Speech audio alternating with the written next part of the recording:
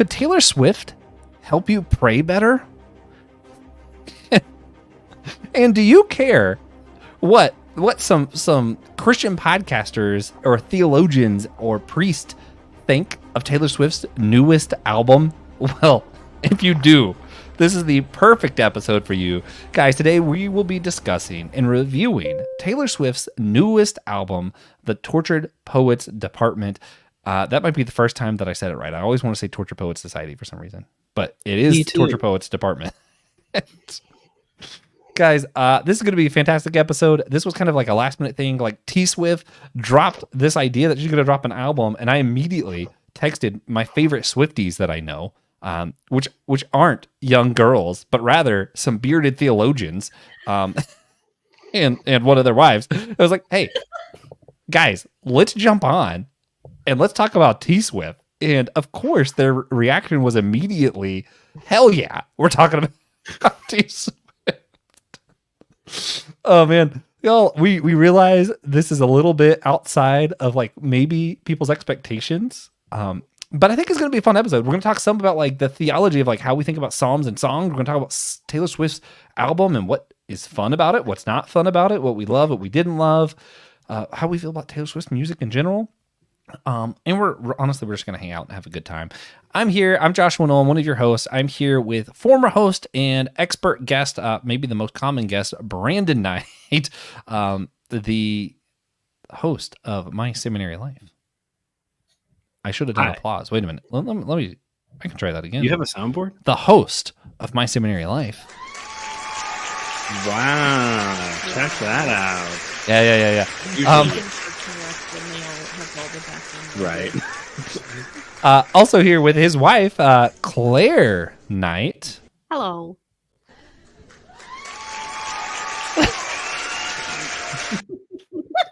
And your favorite, one of your favorite guests, your favorite Orthodox returning guest. I think that's probably accurate for this show. Father Jonathan of the Holy Trinity Orthodox Church in Charlotte, North Carolina. I say church, it's Cathedral, right? Yeah, it's a cathedral. Orthodox Cathedral, yeah. And he was on before for a very closely related episode talking about D&D, which is pretty much the same thing as Taylor Swift. Welcome back, man. It's just as complicated. Oh, man. Yeah. If you can't tell, I'm really excited. I'm feeling really goofy for this episode. And yeah, I'm drinking a beer, guys. I'm having a prenup peanut butter from the Legal Remedy Brewery. Why am I telling you this? Because if you care about theology, fun, and beer, then you can go to Theology Beer Camp 2024 in Denver, Colorado, and you can meet some of us there, myself specifically. You can have a beer with me, talk theology and nerd stuff. We're going to be running a geek stage down there. Yeah, so check it out and use the code Geekshire, all one word, GEEKSHIRE. You get a discount, you help the show, and you get to go hang out with us and talk nerd and theology. It'll be good stuff. So make sure you check us out over there. If you're listening to this on the podcast, rate and review. If you're on YouTube, smash the like and subscribe button, or else you're smashing Will's heart, and no one wants to do that because that's just mean. Will's so kind. You might as well smash that like button and subscribe. And we're going to shout out a supporter of the show real quick, Jeannie Mattingly. Thank you so much for sponsoring our show. You rock. With that, guys, real quick, we're not going to do what you're geeking out on. Other than this album, what music are you listening to lately? Brandon? I have been listening to a group called Liturgical Folk. They do, they write hymns and do psalms, blessings, and prayers that are in the Catholic Church, but they set them to like that folk Americana style music. So that's been interesting. It's been good. That sounds fantastic. Yeah. Claire, what about you? What other than Taylor Swift, what have you been listening to lately? That's it. That's more all Taylor Swift. No, extra Taylor Swift. I actually have been listening a lot of Citizens. It's a Christian band, but not lame, I guess you could say. I don't know. I like their sound. Yeah. So. Yeah. What's weird is like I felt that way when Ren Collective first started getting popular, and it's funny because it's like it's very Christian, But I think part of it is like it wasn't apologetic about it. Like a lot of modern Christian music, it's almost like apologizing for being Christian music. Like it's trying to sound like it's not Christian music. And I like that Rin Collective was like, nah, this is Christian. We're going to sound Christian and it's fine. They're just honest about it, you know? Don't try to fool me into thinking this is rap. Sorry. Father Jonathan, what have you been listening to lately other than Taylor Swift? It's nothing in particular. I found like this, like I clicked on like a cover of some band. I don't know what it was in particular the first time. And now my YouTube algorithm is like flooded with these covers. So I just like I keep listening to these playlists of covers on YouTube. Oh, man, one of my favorites. This is a little bit random. In Scrubs, at the janitor's wedding, they do an acoustic version of "Hey Now," and it's like it sounds like a real love song until he gets the "Hey ladies, what's colder than cool?" And you're like, oh, okay, this is not a real acoustic love song. That's awesome. Yeah, no, it's fantastic. Lately, I've been listening to Noah Kahn, talking about that like Americana folk music. I really like his stuff. It's like if Passenger was American, so a little less artistic, a little bit more angry, and sometimes I vibe with that. Sometimes I am a little bit more angry than Passenger is. He's my favorite artist, but sometimes I'm like, listen, man, you're not angry enough at the world. You should be angrier. Yeah, come on, what's wrong with you? And it's really funny because he actually wrote a song specifically talking about like how Donald Trump is like the worst. And it still just didn't feel that angry. It just felt like him saying this guy is bad. And I'm like, okay, but like, are you mad about it though? You're mad about it. Come on. Oh man. Anyway, with that, let's jump into today's episode. We're going to talk about Taylor Swift, the Torture Poets Department. I'm excited for this. Before we get too far into it, though, what we talked about like what we're listening to recently, but like as far as like genre goes, is there like a genre of music that's like typically what you gravitate towards? I think mine's pretty obvious. So I'll just go ahead and start because like I mentioned Passenger and Noah Kahn. Like I like that folky Americana. When I first started working at Chipotle, there was like a joke about like they like made memes of me because I was always in the back doing dishes, listening to the saddest songs. And it's true. I love doing dishes, listening to sad songs. Like I think it's great. I thought you were going to say that you were vibing to the music that they play at Chipotle's, which is by far the weirdest music out there. Chipotle's have the that is accurate restaurant I music. went to Chipotle on Sunday and they had that music up like it was a club. I was like, what is going on in here? It is the middle of the lunch rush. There's one for some reason that only happens at night. Sorry, I work at Chipotle for those who don't know. And for some reason it only happens at night. And like, it's literally just them going, ah! I'm like, what is this? It's just someone screaming. That's all this is. Fantastic. Yeah, it's awful. Brandon, other than just random screaming at Chipotle, what kind of genre of music do you typically gravitate toward? Typically, I do not listen to the like pop stuff that like kind of Taylor Swift. I do like Taylor Swift, but I'm usually more on the alternative side of things, a little bit more like a pop punk emo kid. So My Chemical Romance, Green Day, Fall Out Boy, Panic at the Disco, even like grunge, like Smashing Pumpkins, Nirvana, things like that. Ooh. Oh, man. Which Brandon just wanted to list the best musical artists of the 90s. That's all. Basically. He got the wrong question. Which, you know, Taylor Swift does do a song with Florence from Florence and the Machine on this album, who also would be a part of that like alternative scene. And she's done a lot of like done work with a lot of alternative artists. So I'm ready for the Taylor Swift pop punk album. Oh, man, I actually like the song she did with the Panic at the Disco guy, even though he's been canceled I for love good that reasons. song. I don't care what anyone says. Me too. I also really enjoy it. That's me, right? That's like the name's me. I love that one. Man, yeah, good stuff. I was trying to think. Oh, I'm actually really non-discriminatory. Really, I was thinking about it because like I don't not listen to pop. I I actually just last year discovered Sugar Ray because I wasn't allowed to listen to music that wasn't Christian growing up. Okay. Or was the year before? It was very recently. I love him though. I've been on a binge. For me, it's new music, so it's like this is great. Everybody else is like, Josh, that got old 10 years ago or 20 years ago. It's fine. Father Jonathan, what's like? What do you typically gravitate towards as far as like music genres and stuff? I don't know what genre to fall into, but I I really was into Mumford and Sons for a long time. So I guess that kind of folky, semi-spiritual type music. Bon Iver, a lot of the 90s stuff that was already mentioned. I mean, that's what I listened to when I was growing up. Early 2000s, like early 2000s rock and stuff like that. Foo Fighters, I was really big into Foo Fighters for like We in played Foo various Fighters song at my wedding. stages. Man, good stuff. Yeah, we played Foo Fighters song at my wedding. Also, the Bon Iver song with Taylor Swift, "Exile." One of my favorite Taylor Swift songs. It's so good. Yeah. Claire, what kind of genre do you typically gravitate towards? Taylor Swift.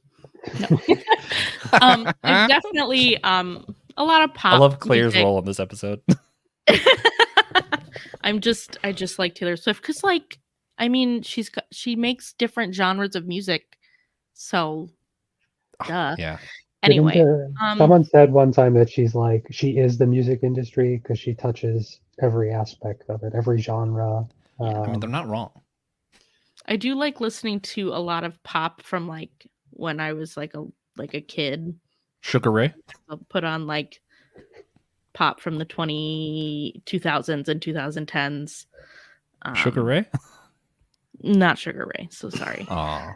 I like Lady Gaga a lot. She's good. That's fair. I like Olivia Rodrigo. Mostly popular artists, but you know, I'm also into pop punk. Grew up listening to Fall Out Boy, Panic at the Disco. Oh, man, I'm gonna throw out one of my, I according to Christian Ashley, I'm entitled to at least one bad opinion per episode. And according to Joe Day, it's in the name. Nothing but bad opinions. Yeah. So, be prepared for just awful opinions at this moment forward.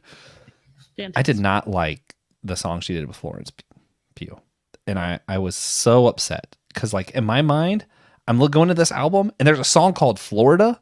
And I'm like, hold up, that's my state. I love Florida. All I wanted was to love that song because Taylor Swift's talking about my state. Like, that's where I grew up. It's like my favorite place to be.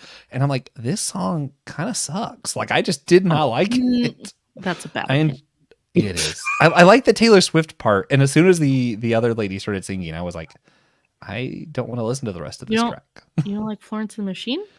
I like other songs they did, but for some reason in that song, I'm just like, I've tried like 3 or 4 times because I want to convince myself. I'm trying to gaslight myself into liking it, but I just can't yet. If you can't gaslight yourself into liking it, maybe you can try hypnotizing yourself. I'll gaslight you. I need something. maybe I can get Father Jonathan to pray for me until I like. I'll pray for you, honestly. What's so funny is like my wife likes it a lot. She likes that song a lot. And I'm like, man, I really wish I did. Because like we go camping on like this island off the Florida Georgia coast every year. And like I create a playlist and I was like, I can't wait. I'm going to put the song Florida on there. And listen to it. Like it's not going to make it to the playlist. It's just not doing it. They say Florida a couple times in Fortnite. So I mean, maybe I think that one's going to make it. Because I did like Fortnite. Fortnite was good. Is that? I thought Claire was about to tell me that was a bad opinion too. Like that's also wrong. Brace for impact. just waiting for it. No, the reason why Florida is mentioned so much is because between the Florida and like Texas shows is kind of when like Joe's the breakup with Joe became like public and all that stuff. So that's why. I think that's why there's a lot of makes sense. Mention of Florida. I wonder if it had I was wondering if it had anything to do with Matty Healy. I was like, does he have a connection to Florida somehow that I just don't know about? Anyway, so that makes sense. I am going to go back to that in a little bit. But first, I want to talk specifically our history with Taylor Swift's music. Let's let Claire start. Claire has been waiting to talk about Taylor Swift. So when did you just always been she's listening not to Taylor waiting. Swift, or She just talks to Taylor Swift. She just gets to do it on a podcast now. Yeah. You know, I get a microphone to talk about it now. It's very exciting.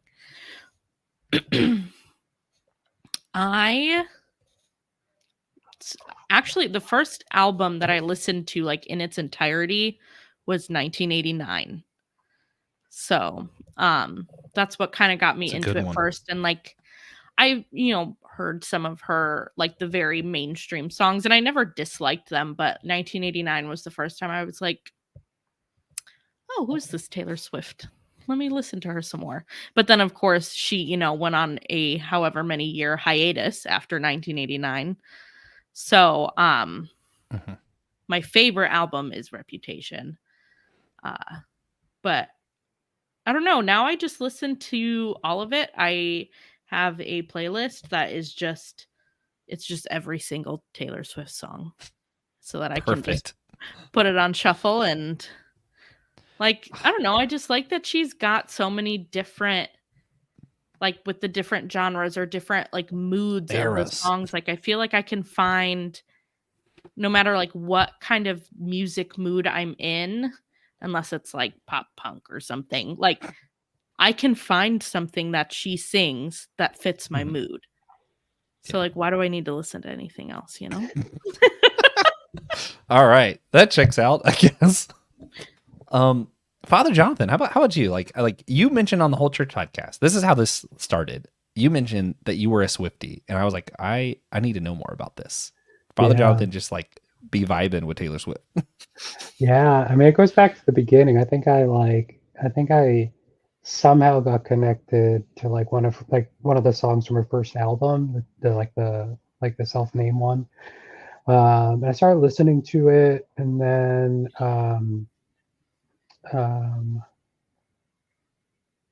so I wasn't like a super fan or anything back then, but I like the songs. I'm always someone who appreciates good storytelling in music, and like she has a very beautiful ability to tell a story that can connect to people. Mm-hmm. So even though it was like angsty, like 15-year-old girl music in those first couple of albums, I still found it very, very great. And I think what really did it for me is there was one summer. It must have been the Speak Now album, because I went on a pilgrimage as part of like seminary. It was like right after I graduated with my Master of Divinity, and they send us on a pilgrimage. We started in Paris and then made our way eventually to Greece, and we were in Greece for like a month and a half, and then we went to Turkey, and then I went to Palestine, where my good friend got married. I was the best man in his wedding, which happened to be in Bethlehem. And so I was gone for like 3 months one summer. And I was in Thessaloniki, Greece. That was like our longest stay in one place in Greece. I was taking classes in Greek at the Aristotle University, which is in Thessaloniki. And I just had like a month and a half, 2 months since I'd been there. And I just found myself like kind of like nostalgic, homesick. Even though I was with like a group of some of my best friends, like my friend who was getting married and my other friend who ended up being the best man in his wedding too. We were all there together. It was great, but so I think I started listening to the album, and then like I had a bunch of the music videos I was listening to, and like I had missed because that year she was on tour for that album, and I had missed the Boston show because I'm originally from just outside of Boston, and I thought I wasn't going to be able to see her because I was going to be in Greece that whole time. But I was coming back in time to make the Philadelphia show, and so I bought tickets while I was in Greece, and I like asked my cousin who was in med school in Philadelphia if she wanted to go with me, and so we went. We got floor seats at the Eagles Stadium. And the best part was it was like at that time early enough in her career where most of her fans were like teenage girls, and I'm like 6 foot, and so I'm standing floor level at a sea of like 12, 13-year-old girls. So I'm like a foot taller than everyone. So I had like a perfect view. And she like and we were right by the secondary stage when she would do those like acoustic sets in the back. And so I was like 20 feet away from her. Great. And then she walked by like within like 6 feet of me, which was really cool. Man. And I was just like, it was a great experience, and it was like it was an album that I really connected with. And then I think it might have been a little bit earlier, like an earlier album that like I connected with some of the lyrics as like I was getting into a new relationship, and then that relationship like abruptly ended, and it was a relationship where we both liked Taylor Swift, and then like all of a sudden the other half of the album started to hit me in the feels. And then I think it's carried me through a couple breakups, including my most recent one, and now I can listen to those albums, and it like I think like hours really like hit me because it was like that. I had like some of the experience she described in that song were ones that I had with the girlfriend I had at the time, and then the relationship had ended, and I just remember like listening to it, and it's like I totally get this whole experience. And now I listen back and like my mind goes there sometimes. My mind goes to like other relationships that I had, and there's a nostalgia that it like her music brings to me, just from like all the experiences I had in all the places around the world that I've been when I listen to her, and then also just kind of the stories that she tells that not in every way, but in many ways resonate with my own experiences. Yeah. I sorry. Just yeah. I remember let me get to mine in a second. I actually sorry, this is annoying live. I have to go for just a second. But Brandon, could you cover your first reaction with Taylor Swift, and I'll be right back. I'll stall because I know we're here to talk about Taylor Swift, but like Father Jonathan's whole flex about going on a pilgrimage and going around Europe on a pilgrimage and learning Greek where you should probably learn Greek was all very like, I wish I had that. Anyway, so for me, when it comes to the Swiftie stuff, I was a little bit more of like that well, first off, wasn't really into country music. Still really not into country music unless it's like in the form of Johnny Cash or something. So like the really early Taylor Swift never really, other than like the radio hit stuff, never really like caught my attention. But sadly, I was that stereotypical guy who was like, Taylor Swift is for girls. I will listen to other stuff that is for boys because apparently music can be gendered. It shouldn't be, but we sadly do that. But it stopped being gendered when I was in college. And it was probably because I was around a lot of healthier people. I had healthier people in my life by that point. I was in college when Red and 1989 came out. It was like the beginning of college was when Red came out, and it was the end of college when 1989 came out. And I just remember like everybody liked Taylor Swift, and I was like, oh, I can like listen to, and I can listen to this, and like I won't be judged for it, and that's kind of cool because this, Red was the album where it shifted to more of like the pop sound, and especially at 1989 is when it shifted more pop and away from the country sound, and I was really enjoying the music then. So I was like, okay, cool. Now I can start listening to this music and again, I shouldn't have never have thought that way, but I do think a lot of guys kind of had that mentality early on and have kept up with the Taylor Swift music ever since, especially since Claire is such a big Swiftie. You actually didn't mention your Taylor Swift news for later this year. Oh yeah, I'm going to the Eras tour in Indianapolis. Nice. Yeah. Awesome. Yeah. My wife got to go when it was in Nashville. The amount of money that I paid for the ticket because Brandon doesn't want to know. So that's fair.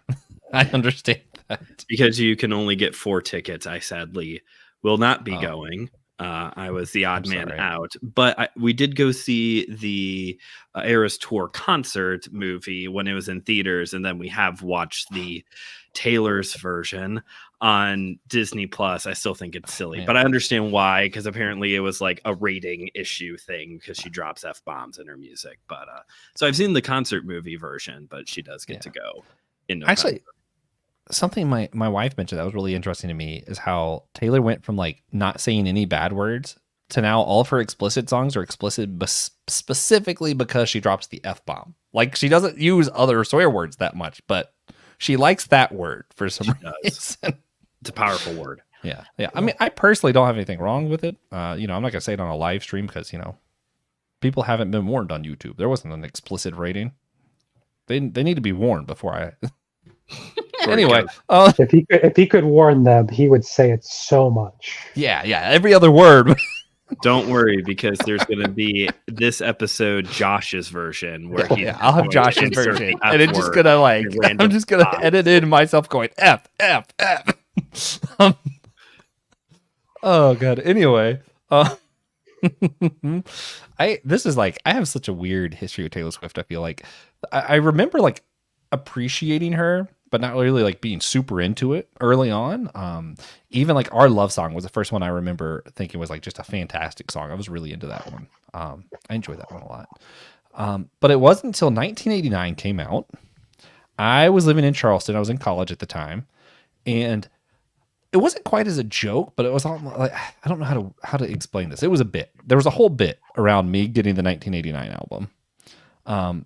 Because at the time, I was one of those who's just really irritated that there's this expectation that men aren't supposed to like fun pop music by Taylor Swift or anything like that. It was only for girls. I'm like, actually, some of this is pretty good.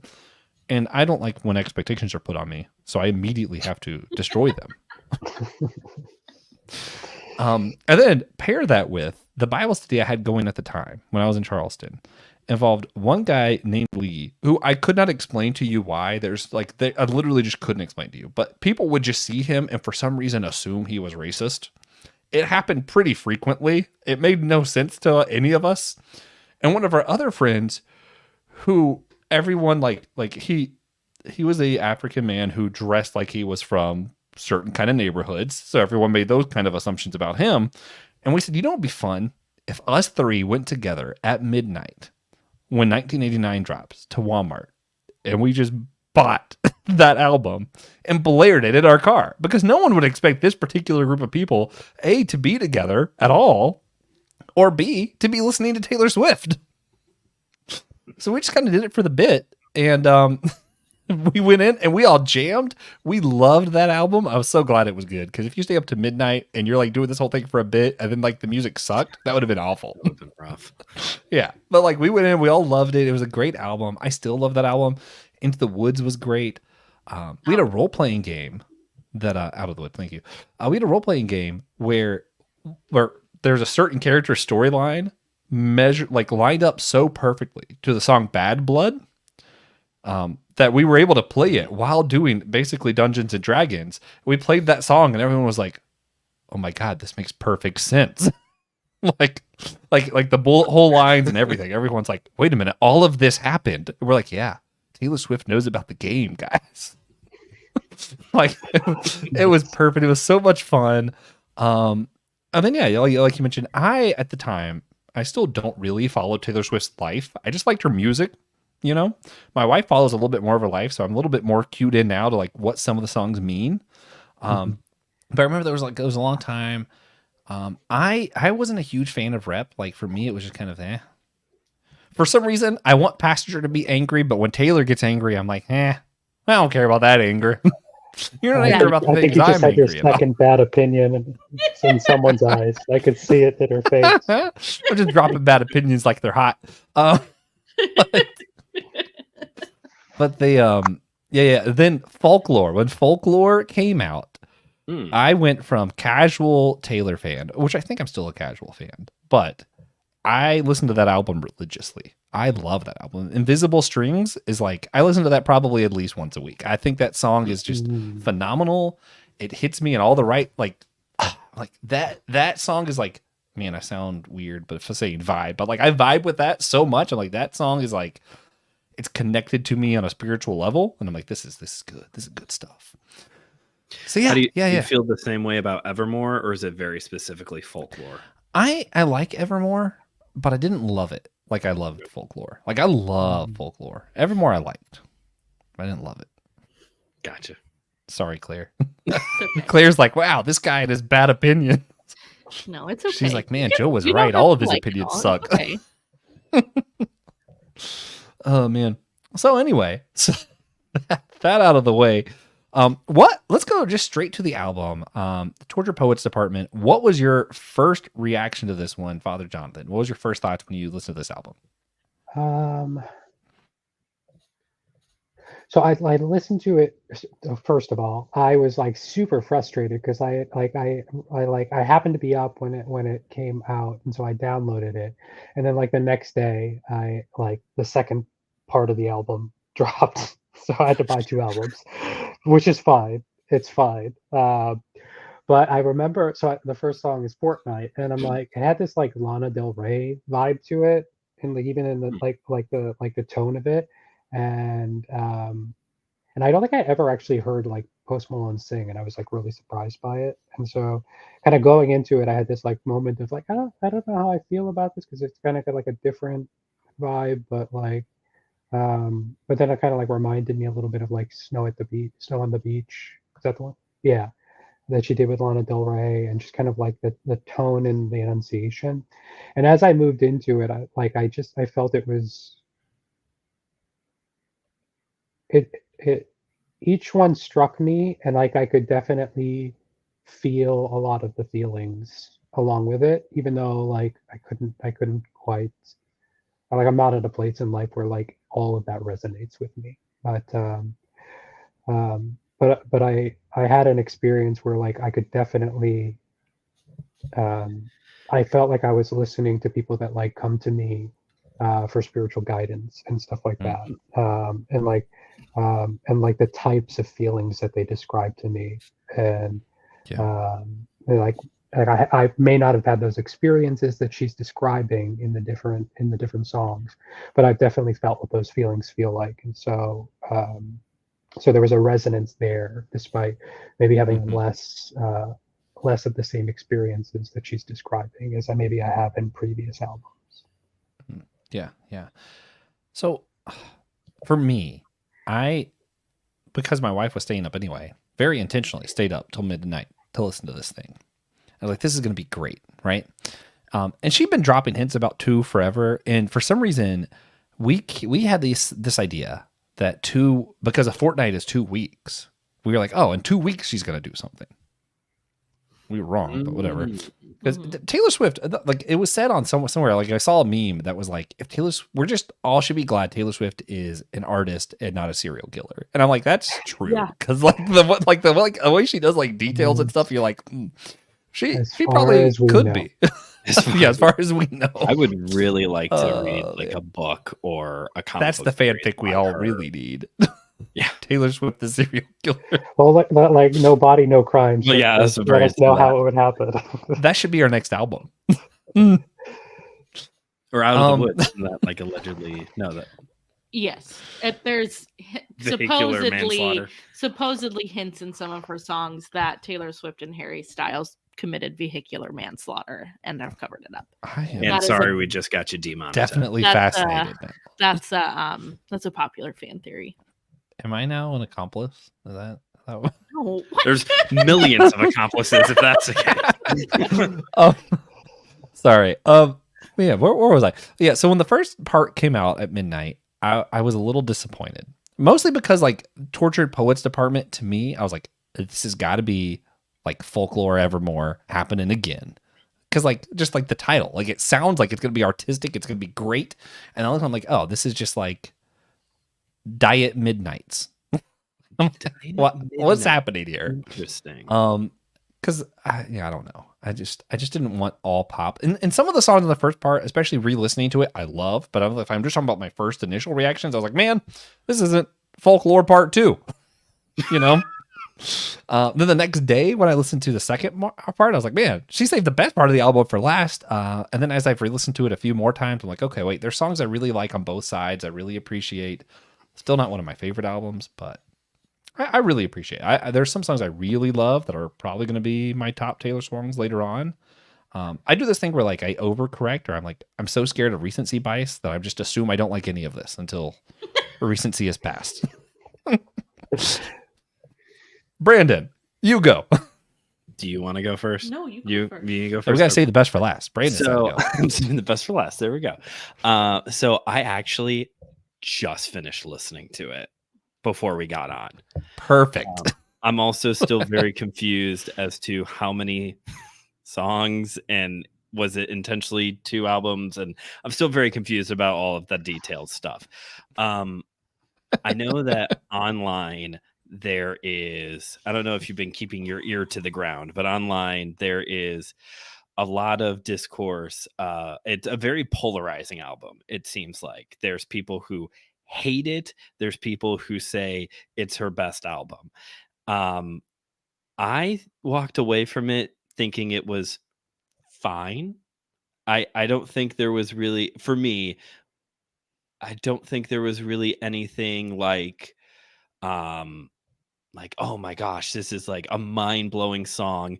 And there wasn't really anything necessarily like, oh, this is trash. Like I don't like it at all. What about the Like, Florida song? no, I like the Florida song. I don't You're wrong about that one, Josh. I'm sorry.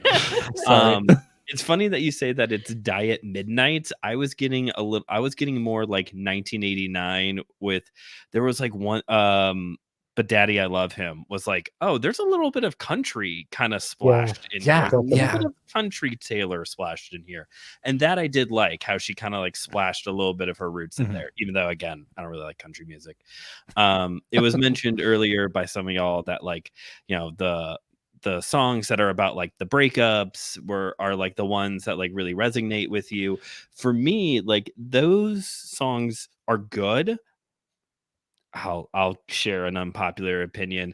The Taylor's version of the We Hate Jake Gyllenhaal song is the 10-minute version is incredibly too long. But for me, it's the songs about identity that have really connected with me. The Man is my favorite Taylor Swift song, followed up by Antihero. Those are like my 2 favorite songs. Those That's have fair. really I don't connected. agree, but that's fair. Oh, okay. I'm sorry you don't agree with my favorite songs. You tell me what my favorite songs should be. No, I mean like they're not my favorites, but I'm like I definitely can see where you would resonate with those. Yeah, like, that makes a lot of sense. Those are good songs. And at least upon listening to it one time through now, again, I think it's fine. But there wasn't really any songs that were like that identity focused, at least upon the first listening, that really caught my attention. So when I go back and re-listen to it a few more times, maybe one of them will stick out a little bit more. It's definitely not her worst. I don't know if Taylor Swift has a bad album. I mean, again, the country music one is just not my favorite style, and she was young when she wrote it. So like, yeah, it's going to appeal to a very certain group, and that's perfectly fine. I would say the people who are saying that it is her best might be a recency bias thing. And I definitely agree with you, Josh, on the recency bias thing, because I really like 1989, but Midnights like really got, like, I really liked Midnights when it first came out, and I was like, no, this is just recency. But now I'm like, okay, no, I do really like this one too. Yeah, I thought that I overreacted to Midnights when I was like, I don't like this one. And as time's passed, I realized I just don't like Midnights that much. Yeah, I don't know why. It's not a particular reason. It's not like I'm like, oh, this one sucks. It just didn't click with me. I don't know why. Claire, what are your thoughts on Torture Poets Department? Initial thoughts. Well, unlike you amateurs, I knew that Taylor Swift was going to do something in the middle of the night because that's just her style. And so I, knowing that this was Middle going of to the be night. an emotional roller coaster, got a full night of sleep the night before so I could wake up rested and fully be able to absorb this album, because I knew it was going to be Smart. rough. which it was. I got home, I listened to it at work and stuff, and I got home and I was exhausted. It was like, I just feel like I'm emotionally spent. I will say I personally like the first half better than the second. I feel like there is a point in the second half where I was just like, hold on. And this might be just because it's the second half, and so I had listened to so many songs, but like I just was like, is this a new song? Are we still singing the same song? Did she do another 10-minute song? Oh yeah. A few of them But I did like think run then into each other. going back and like shuffling and listening to it on shuffle and not necessarily in order, I'm like, oh, okay, when it's not like 4 sad, slow songs in a row, I think I like it a little bit more. I think it just got to a point where I was like, Taylor, I think I'm going to need some therapy after this. And can you pay for my therapy? Because you're a billionaire. So, and you did this to It's me. true. She is the music industry, as Father Jonathan She is said. the music industry. That's now an ordained statement. I will say. That's a joke, everybody.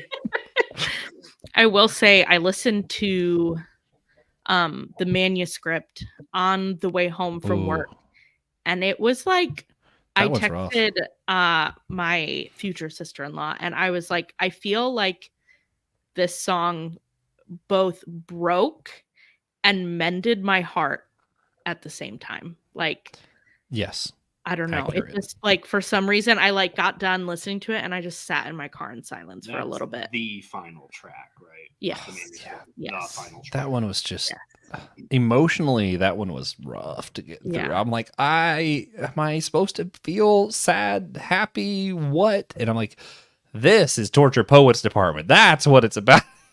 Here's the thing. We all thought That we fit heard the title. Torture Poets Department, and we all thought, oh, she's, a student at Oxford and it's fall time. No. True. She was talking about a mental institution. We thought dark academia. She said mental hospital. Yeah. Correct. Okay, so before going on, we've kind of hinted around this topic. I want to get a little bit more before we. So here's how we're going to do the rest of this episode. And I know we're 42 minutes in, and I just wanted an excuse to say 42. Sorry, guys. We're going to discuss like how we think about songs in general, and then we're going to get into specifically. We want to talk about "Guilty as Sin." I did because I think lyrically that's the one where if some people who dabble in theology at all are going to talk about this album, they have to talk about that song, in my opinion. Oh, they are. Then we're going to go through, and this the hard part's going to be before we rate it 0 out of 10. We're going to go through, and every one of us is going to pick 2 songs. We're going to go through in order, and every one of us gets 2 options to say, "Stop! I want to talk about that one." So in total, we're going to do 8 songs. We can't both pick the same song, so we don't know who's going to pick what because we didn't go over it beforehand. Because I thought that would be more fun. So if we go through the whole list and someone still has a song they haven't done, we might go back to a few. We'll see. Then we're going to rate it, and then we're going to wrap this up. So first, as someone who's, I personally, I'm very passionate about hermeneutics. It's something I spend a lot of time with, and that kind of just, it's something I care a lot about. And that's like how we study the Bible, how we think about the Bible. And yes, this is a Christian podcast, so we got to throw this in there. And I'm sorry, we'll still talk about, look at that. She's so pretty, Taylor Swift. But the reason this is important, because when we think about songs, it brings me back to some of how I have wrestled with biblical psalms. Songs, psalms, they're basically the same thing. Hang in there with me, guys. Words you're meant to miss here. Yeah. Because they're not good. I grew up Pentecostal, and it's very feeling based, very spiritual based, that kind of stuff. And I feel like when I went to college, I kind of pushed against that so much. I became too studied, too intellectual based, if that makes sense. And it wasn't until I came across a book by Donald Whitney, Praying the Bible. And he talks about going through the Psalms and saying, hey, yes, it does matter what the Psalms mean. Yes, it does matter the context that they happened in. But it's also okay and even good to just read the Psalm and whatever you're feeling, pray to God about that. Because ultimately, songs and music and Psalms, they're about feelings.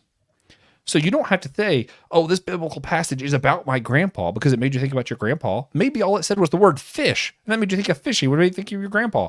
That's not an accurate explanation. That's not an accurate exegesis, but it's still an important feeling that you should wrestle with. And having that permission to wrestle with the Psalms in that kind of way and study it, and not study it, but to just pray about it and to just feel it, and it not have to all be in my head, but let some of it be feeling and more mystic based, changed my world. And I think the same thing can happen with Taylor Swift songs. And I know that's annoying of me, and I'm sorry. But if you go to YouTube and you look up Taylor Swift, you're going to have a million videos of people who are better at us, this kind of stuff, than we are, who are going to be like, wait a minute, she said this word here, which implies this thing about this relationship, and it means that in 2025, she's going to release this album on this date, and they might be right. They might have perfect theories on all this, because Taylor Swift actually is a psychopath who puts a lot of detail into literally every single post and word she says. She's thought it all out. And it's not that those things don't matter. The context matters. Understanding who Matt Healy is actually does help a lot with this album when you hear about like drugs and stuff and her lover. Like, it's like, okay, wait, that's what she's talking about. It does help you understand what she's talking about. But I think it's equally important that I have my own feelings and you have permission when some of these words happen that maybe has nothing to do with what the song's about, triggers a feeling in me. It's okay to feel that thing. Even pray about it, talk to other people about it, and to just let the song be about something for you that maybe it wasn't about to the author. Brandon, Jonathan, Claire, do any of y'all have any other thoughts of like how we interpret songs, psalms, that kind of stuff? And like, how do we wrestle with like the meaning of psalms, like what it actually means as opposed to what it means to us? And do you have any other comments you just want to throw in there? So, I don't know where the quote comes from, but it has been said that the Psalms are the prayer book of the church. And coming from a tradition Yeah. where like the majority of our prayers even are just like different verses from different Psalms strung together to create a different meaning. I've always told people like in pastoral care that like the beautiful thing about the book of Psalms, if you can just keep reading it, it helps you cultivate a language for prayer, because every experience, every emotion that a human being can feel is present in the Psalms. Anger, fear, betrayal, sorrow, joy, hope, love, all of those things. And so I never discourage people like from searching the Psalms for something that is meaningful, but also to help them cultivate a language. I tell people that like, oh, they don't, like people say, I don't know how to like pray extemporaneously. I'm like, well, just read the Psalms until you can. But I like what Josh, what you said about like this, like having permission to experience the feelings. And in my pastoral ministry, so much of what I do, because even though like we have a tradition of confession in the Orthodox Church, but I always see it as soul therapy more than anything else. I'm not there to listen to the things that people did wrong. I'm there to help them discover their wounds and traumas, and provide them with pastoral care to help heal those wounds. And a lot of what I say to most people is your feelings are always real, but the stories you tell yourself about them might not be true. And so if there is something that strikes you in music, and there's a feeling there, like that is an invitation for you to delve deep in your interior life and explore, is it a joyful feeling or is it a sorrowful feeling? Does it elicit anger? What's that anger trying to protect you from? What deeper wound maybe is that anger trying to protect you from? And so if a song has the capacity to do that, I think it doesn't matter who it's by and what the context is, even if it's about something completely different, it is an invitation for you to explore your interior life. Yeah, man. I'll hop in. So I do know that Dietrich Bonhoeffer's book on the Psalms is called Prayer Book of the Bible, just to kind of continue to double down on this idea of like the value of praying Psalms and sitting in them to help you process what you're feeling. Because, one of the many talking heads that we have heard on TikTok talk about this album was going into about how, looking at this album in particular, Torture Poets, it's a bunch of complicated feelings. Maybe Taylor Swift wasn't trying to write the next, Grammy winning album. She has enough of those awards anyway, but maybe this was just a cathartic experience for her. And I think the Psalms can definitely be a cathartic, we can find a cathartic experience by sitting in them and praying them and wrestling with them. I'm going to also circle back to one thing you said, Josh, because author original intent is something that for me is very important. And we are in a time where that's not as important. What I am thinking or experiencing about a thing, that is what it is about, and that's it. It is important, especially if you are having some kind of like religious experience with a form of art, to validate that and to grow from it. But we do have to remember what the author of the art, the creator of the art, what they were trying to communicate in that as well. So I'll just use my favorite Taylor Swift song as an example, The Man. So this is a song, for those of you who don't know, it's on the Lover album. This is a song about her, like, her experience in the music industry as a woman and all of the like extra hoops and extra labor that she has to go through in order to be on top. And that, it would be so much easier if she was a man. Like, that's what it. Now, you might be sitting there thinking, how in the world is this your favorite song, Brandon? You're not in the music industry and everyone's happy about it, and you're a man. So how is this like your favorite song? And it's because being a guy in the white American evangelical church, where there's a certain model of masculinity that is held up, this like very traditional conservative 1950s man who goes to work full time, hunts and fishes for fun, all this like very stereotypical stuff is often what's lifted up as like, man, that's not me. I'm a stay-at-home dad. I have a part-time job where I'm literally a ninja coach. I do most of the cooking and cleaning during the week. I don't hunt and fish and go camping for fun. Most of those things sound miserable to me. I do other things for fun. Yeah. And when culture and just secular culture in general is saying one thing is masculine, and the church environment you're in is saying this is what is masculine, but then you have a song over here that's saying, hey, I wish I was a man because this would be so much simpler. I connected with it, but I can't say The Man is a song about being a beta. That's not what the song is about. I can have this like experience of like, oh, I connect with this song because like I don't like I don't like fulfill these stereotypical masculine views, but I cannot claim this song as my own, if that makes sense, because the Taylor's original purpose of this song was to be a voice for women in industries where men are usually get by easier. So that's all I wanted to kind of like bring up is like, yes, that makes a lot of sense. Definitely have your emotional connection, but we got to remember what the author originally meant by their art as well. Yeah, no, I like that point a lot. And it brings me, you mentioned Dietrich Bonhoeffer. I got to mention C.S. Lewis. I'm legally obligated. I got a contract with the dead. But the Lewis Society will come for him. What's funny is I actually have friends that's in the C.S. Lewis Institution, but I don't think they claim me yet. No, he has a song. One of my favorites of his books. Sorry, not songs. One of my favorite of C.S. Lewis books is the reflection of on the Psalms. And it's just so random. Like, it's so outside of his wheelhouse. It's basically C.S. Lewis doing a commentary, but he's doing it as a literary expert because, his scholarship isn't in religion, it's in literature. And he brings out this idea of there being more than one truth.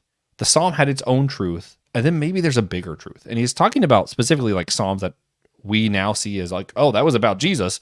Clearly, the author didn't mean it to be about Jesus. And what the author meant was true on its own.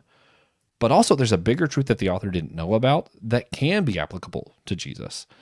But I use that even like thinking more of like the psalm. There's a psalm that's how blessed are those who take their babies and throw it against the rocks. I think there was a truth in how pissed off the Israelites were at what happened to them and that they had a right to be pissed off. And I don't think that just because that is the truth and that's what's meant by the psalm doesn't mean that I can read that and be angry at something else and it make me feel better. And that's like, oh, that's wrong of you.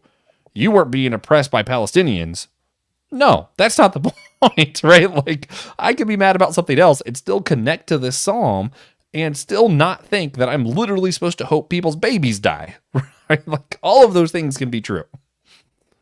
Okay, Claire, did you have anything you wanted to add to this part of the conversation, or do you want us to just get to the album already? You think we're taking too long? Don't feel qualified to add anything to this part of the conversation. That's fair. I'm not qualified, but I talk anyway. I have a big mouth. I'm just here for Taylor. All right, so on to Taylor Swift. We're gonna start by talking about Guilty as Sin.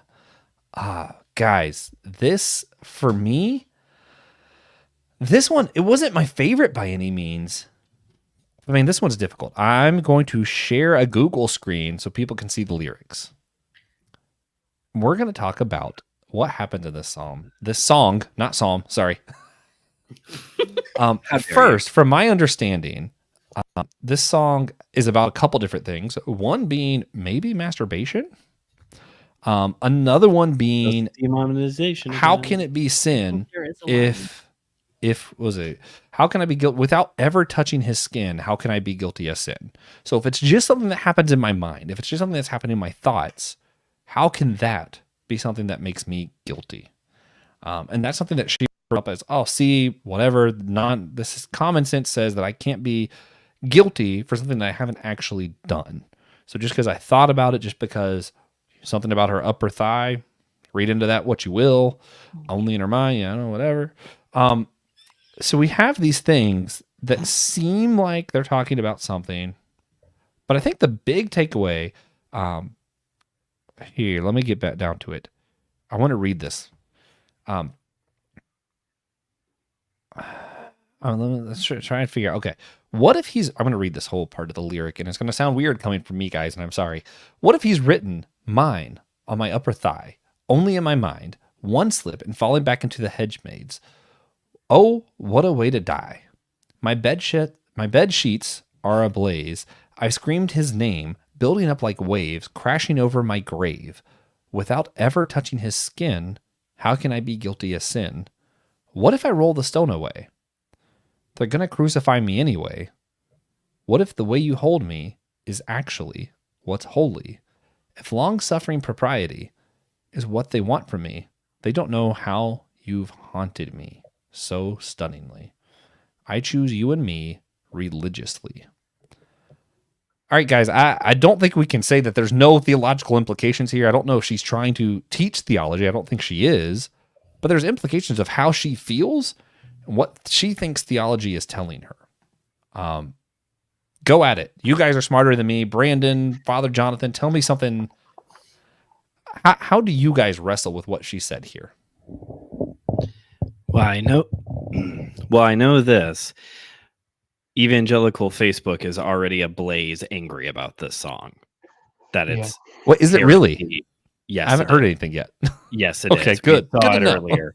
We saw it earlier. It's actually a lot of the album is being called blasphemous, partially because, as we mentioned earlier, a lot of F-bombs. But this song in particular, I forgot what other ones. There's a couple times throughout this album where she uses religious language or religious imagery and language in the songs. But this is one of the biggest offenders, I guess. So yeah, I'll just put that one there of evangelical Christianity is already very, very mad about all this. Yeah, that checks out. I would like to contextualize it too, because they're like part of me just like looking like what's happened in relationship to her in the news, especially the like right wing news. That's maybe some of those groups are kind of keyed into. Like there was an anticipatory um,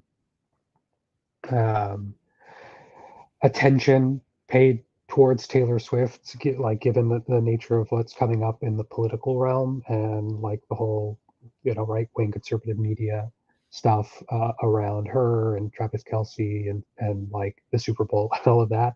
And so I think that they're like, I don't know that this isn't the case, like this is the case, but I do think that I think there was scrutiny was poised already coming in from certain groups, and so I'm not saying that's the only reason, or even if that's is a reason, but I think that there was a part of me that like anticipated some pushback from certain circles, just in general, and I think the language kind of gave reason for it, more than just like, if it was just like a lot of f bombs and you know Yeah. normal breakup stuff like that. But I think that the fact that the like attention was already directed towards her, and what she was going to say or what she has been saying, and then to use language that, I mean, it's in many ways it's just drawing from ideas, religious ideas, but it's like not the first time that she's talked in a way of like love somehow being like sacramental in a certain way, Yeah. and physicality and in relationship being somehow sacramental. So it's not the first time that she's talked about it. Also building off of what Father Jonathan was saying there earlier of, right-wing media may have been poised for an attack from the get-go, no matter what the album was going to be. We were talking earlier about how,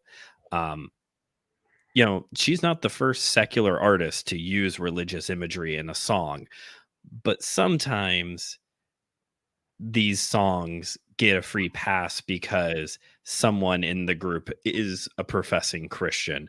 U2 is probably one of the biggest examples of guys who throughout their entire career have been writing music that has religious imagery in it. They're a secular band, but Bono is Catholic, or I'm trying to think of Lifehouse would be another popular early 2000s group that the lead singer and I think a couple of the other guys were Christians. So they have like some very clearly Christian songs and no one really thought much about it. But it seems like because Taylor has never expressed any kind of like religious anything before. Fact check. No, that's not okay. true. Okay.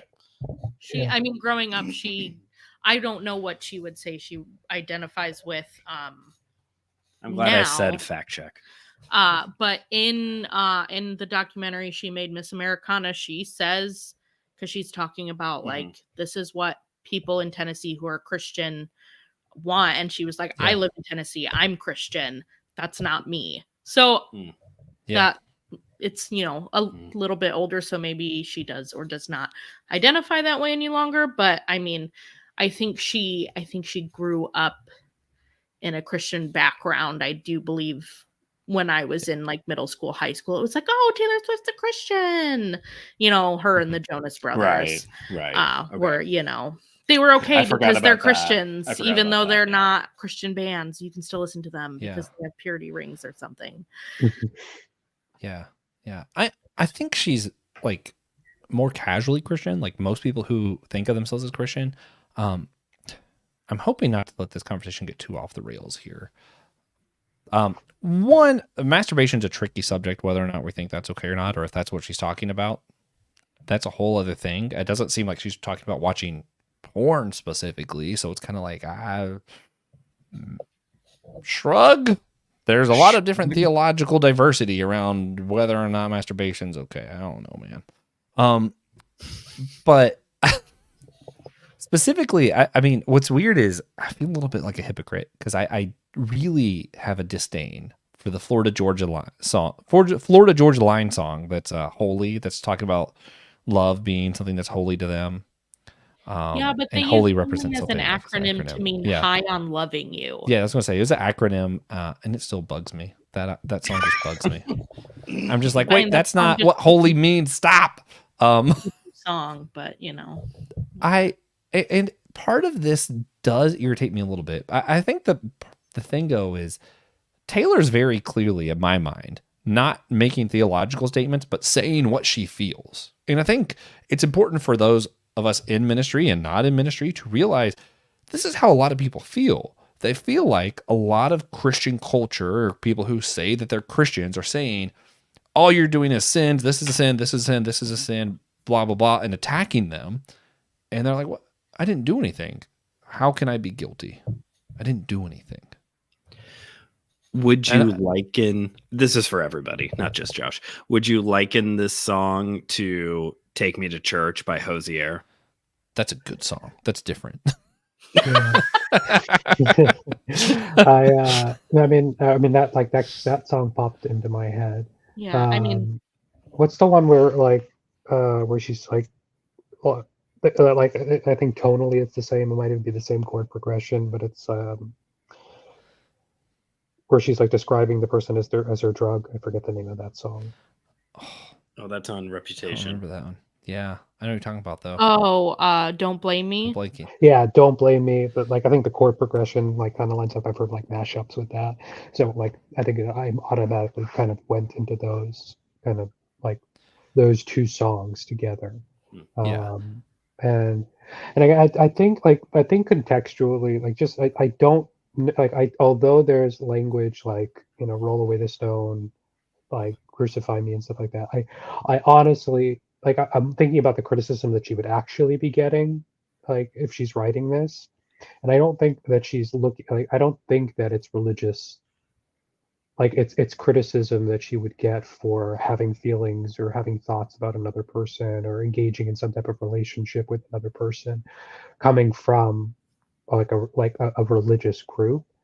I think it's just like so much of her experience has been being under the microscope because she is one of the biggest, if not the biggest, artists of like the last 10 years.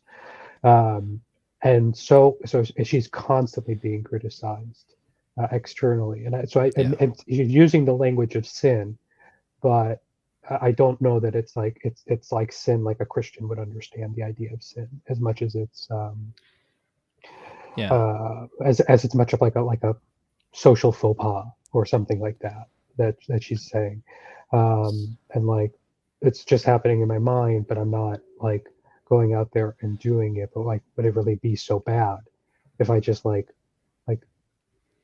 did this, like just kind of engaged in this relationship, even like despite what everyone says about it? You can take it for what it is about who she's talking about of this particular instance, maybe.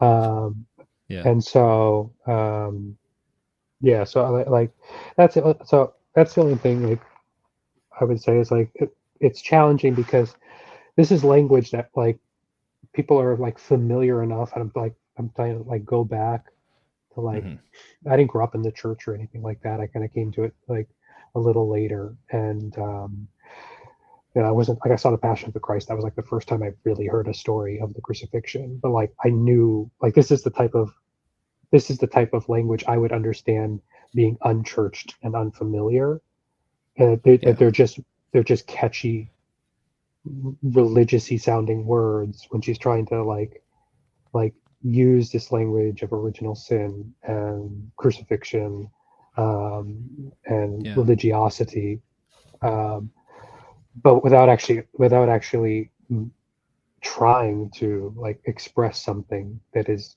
in any way those things. At least that's how I'm reading into the lyrics. Yeah, and for me, it helps to. This is man, this is just so on brand for me. I am on brand today, guys. The Four Loves, C.S. Lewis, favorite book, etc.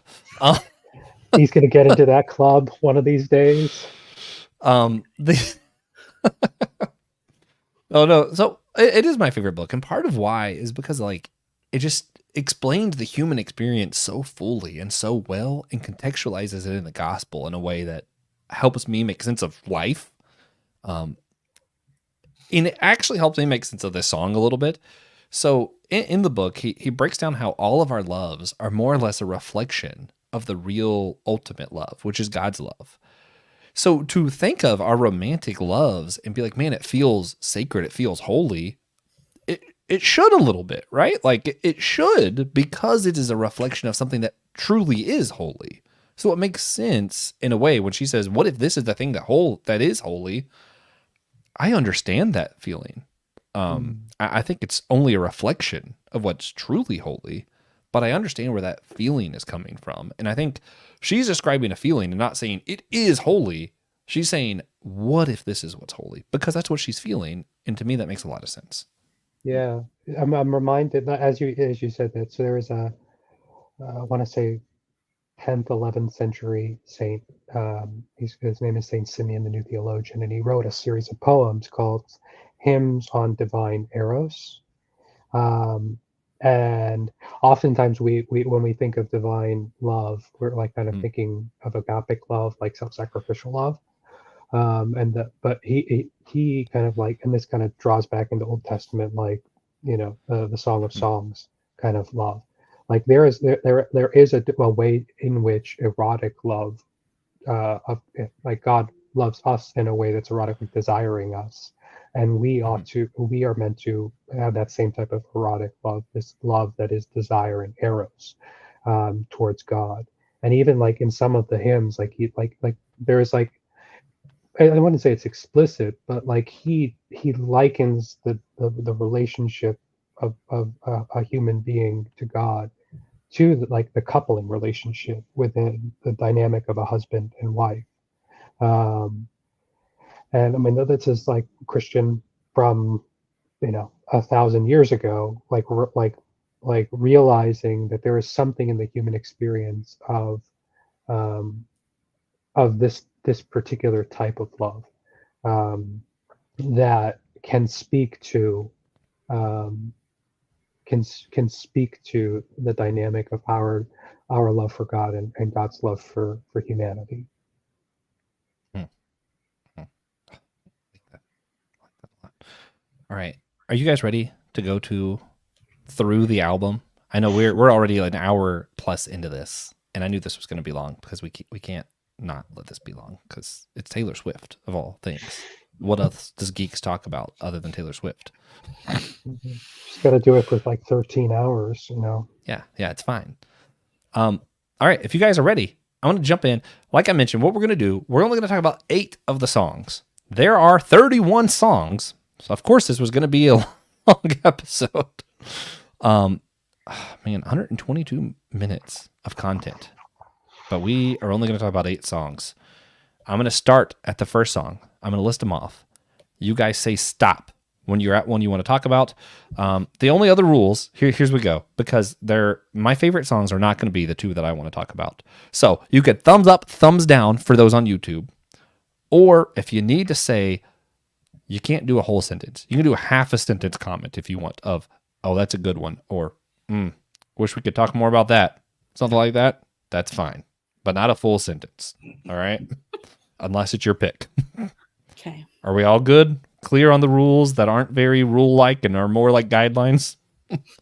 He's still on the pirate thing. I sure am. Here we go. Number 1, Fortnite.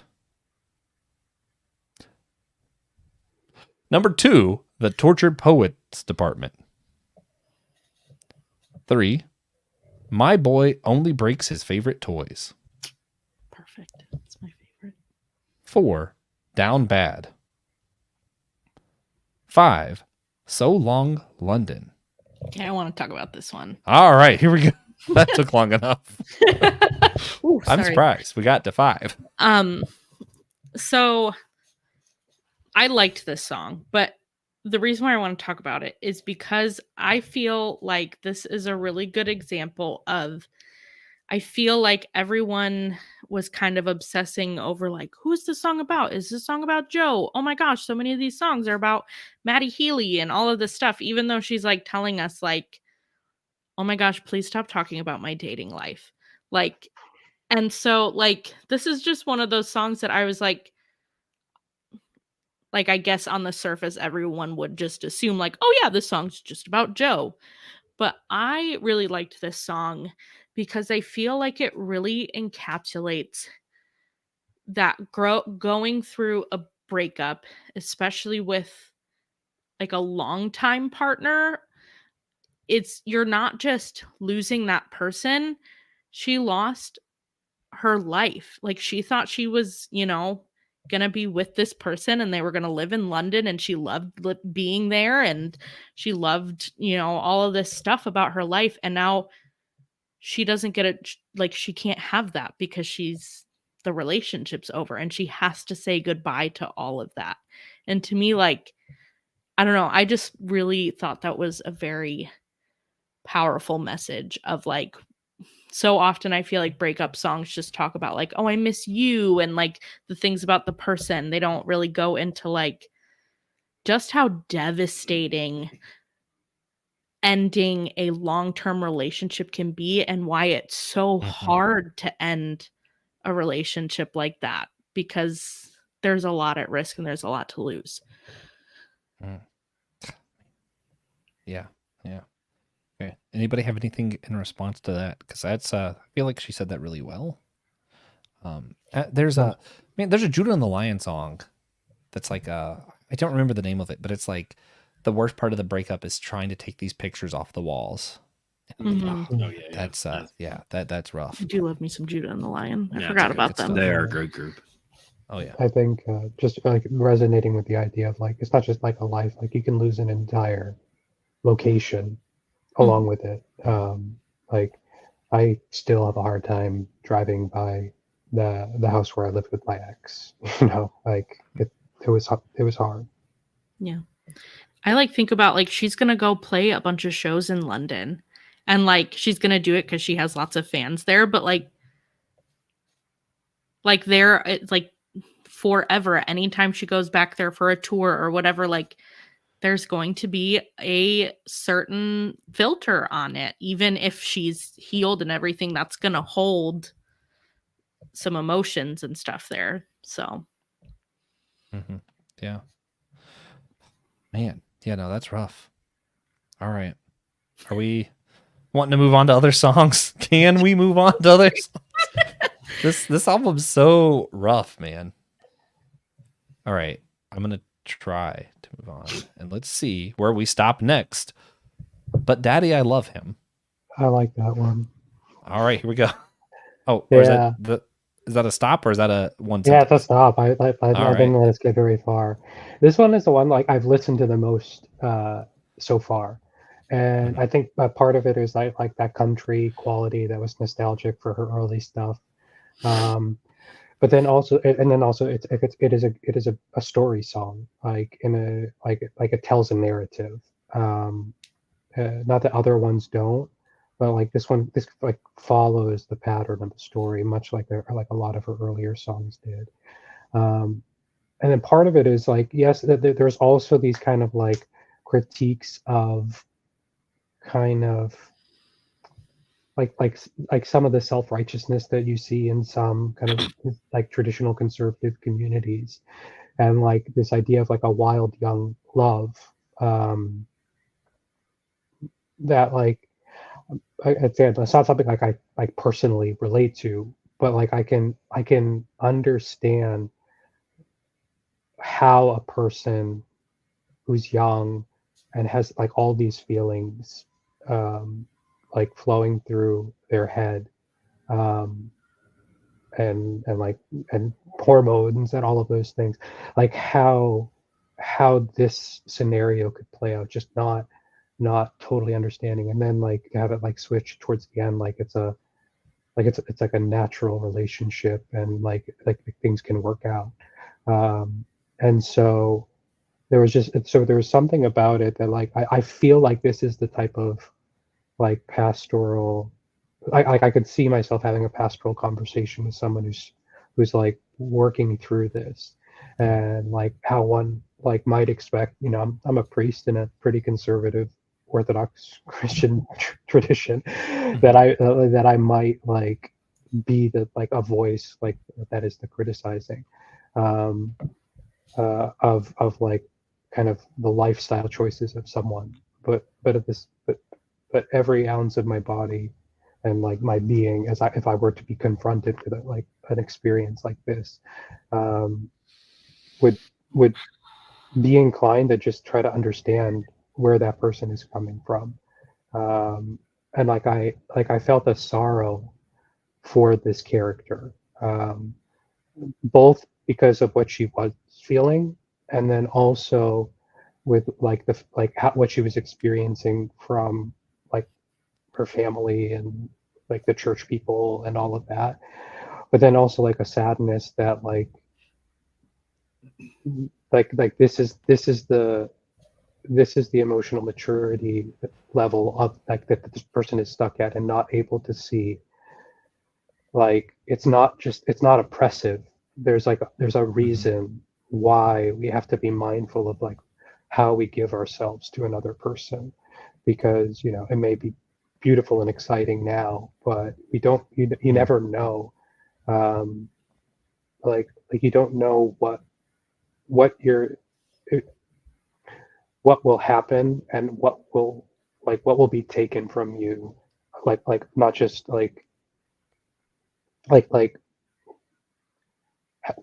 parts of you that might be taken when something that is like exciting and crazy and you know driving through fences, in a Yeah. relationship, but like when you come off of that and you recognize how like life is harder than just, you know, people not thinking that it's okay for you to be with someone. Like there are deeper hardships that come in the dynamic of a relationship, and like, you know, having been in relationships and having had them end, like I recognize, you know, the toll it takes, the pieces of you lose, um, and and even when you were like so certain and people around you were saying you wasn't right, and then to like have that realization that maybe there was a truth to it that you were unable to see because you were so wrapped up in the infatuation of this experience. So it's just Yeah. I just felt like a very powerful, very real, very believable story, um, that Yeah. that I could see myself like caring for a person at any stage of what this story like was or could play out to be. Yeah. Yeah. I hey, when we're talking about feelings and Taylor Swift songs, I feel like you got to get a little personal. So I'm just gonna let loose a little bit on this episode.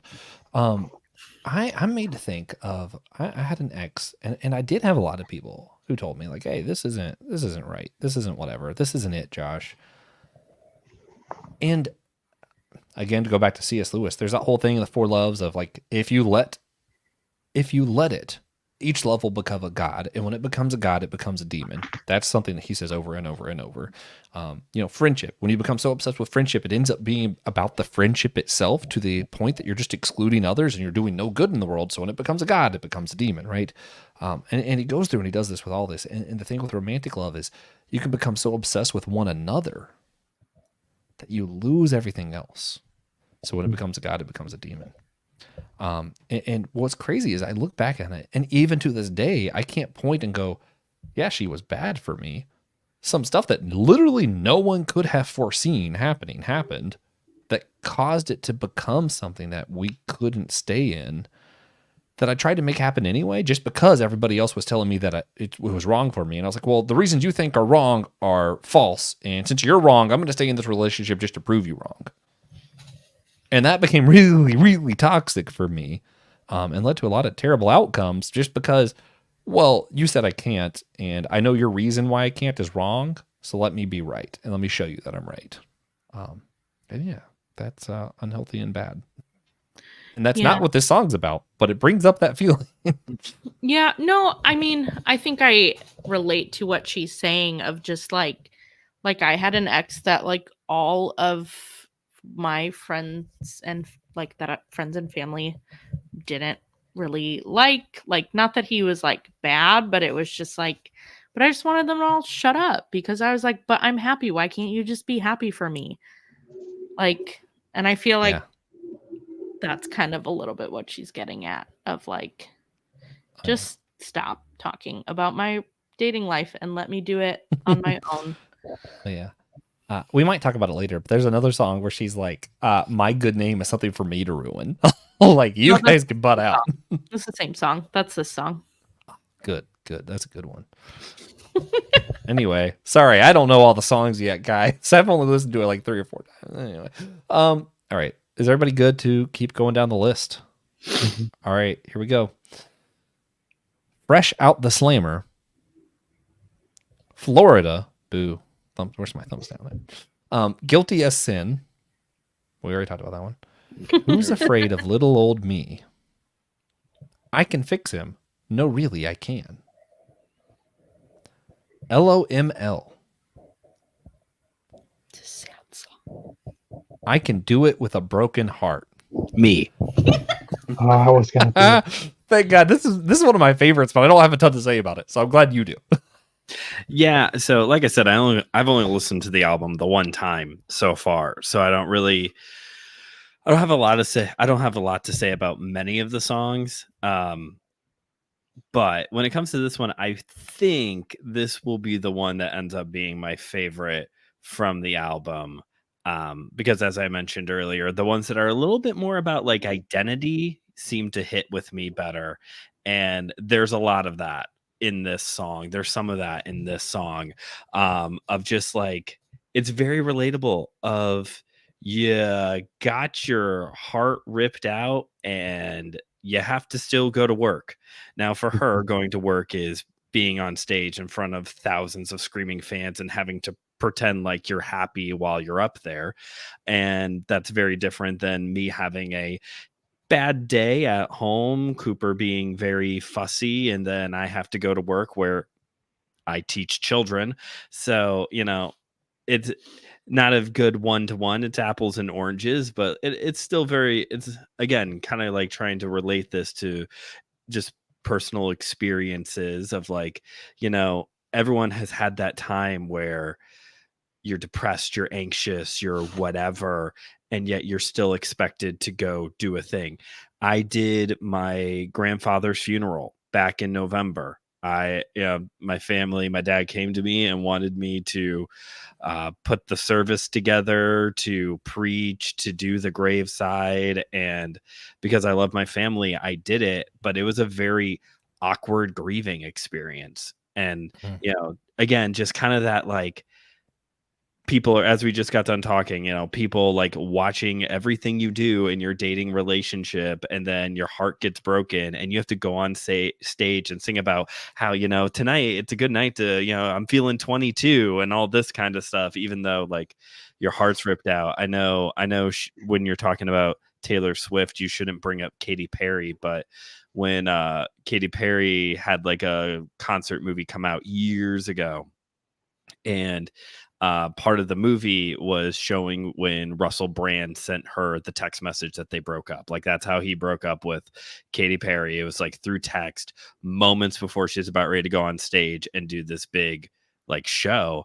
And you just see her like backstage just sobbing, and it's 3, 2, 1. And she goes, just like puts on this big cheesy grin and just goes into the show. Plus, I just really like the line. It's very catchy and trendy on social media right now. I'm so depressed, I pretend it's my birthday every day, or something like that.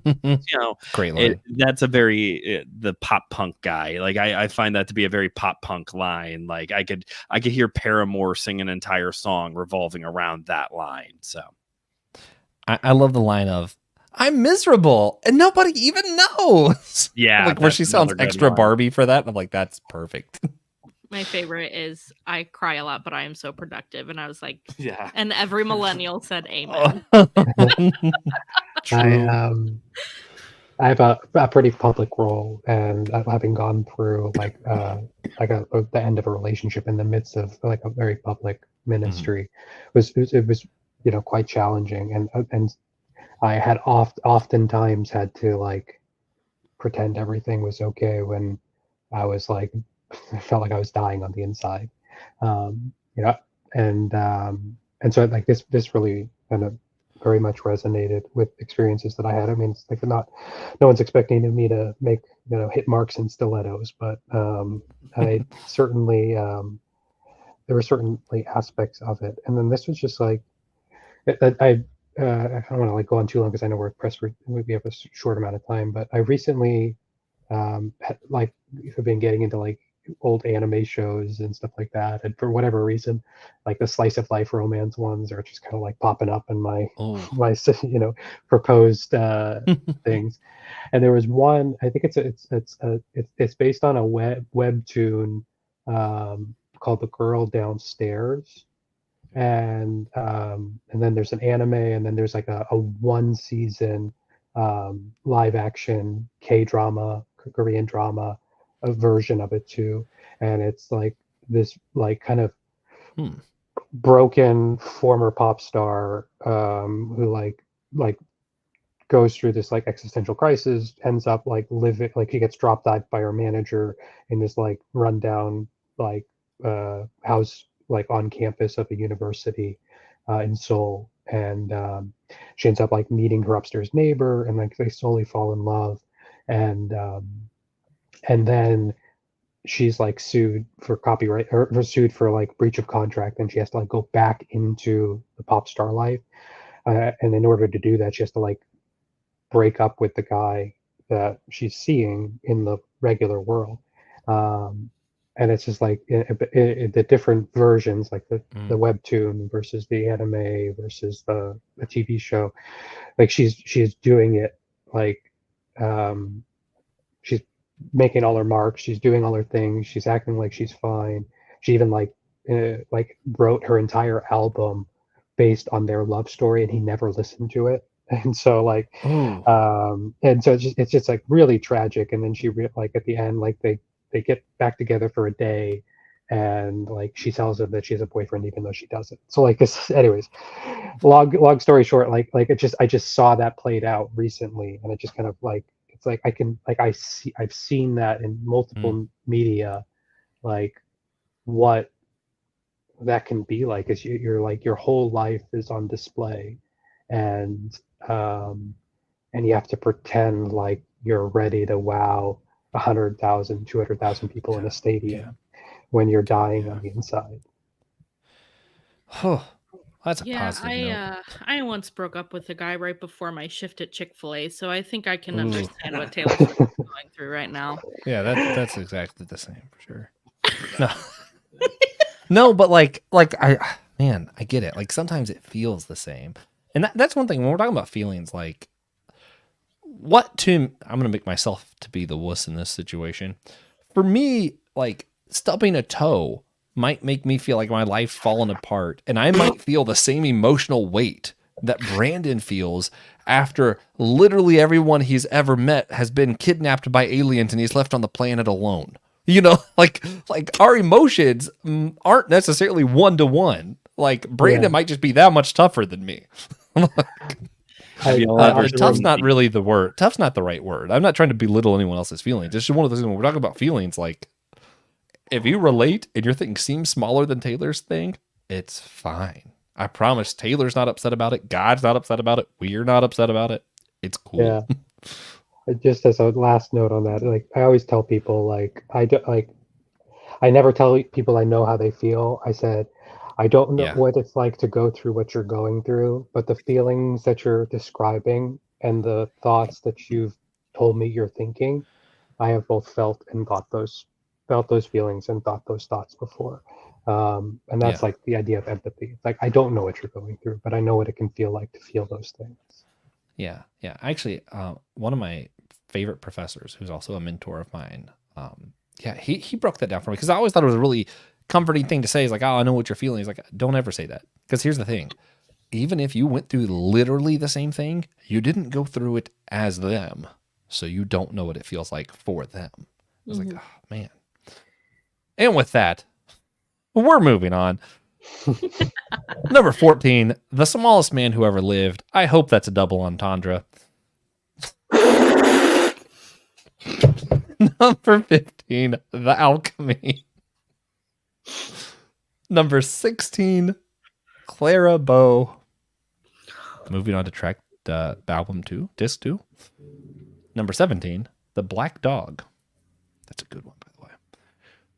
Number 18, I'm going to get you back.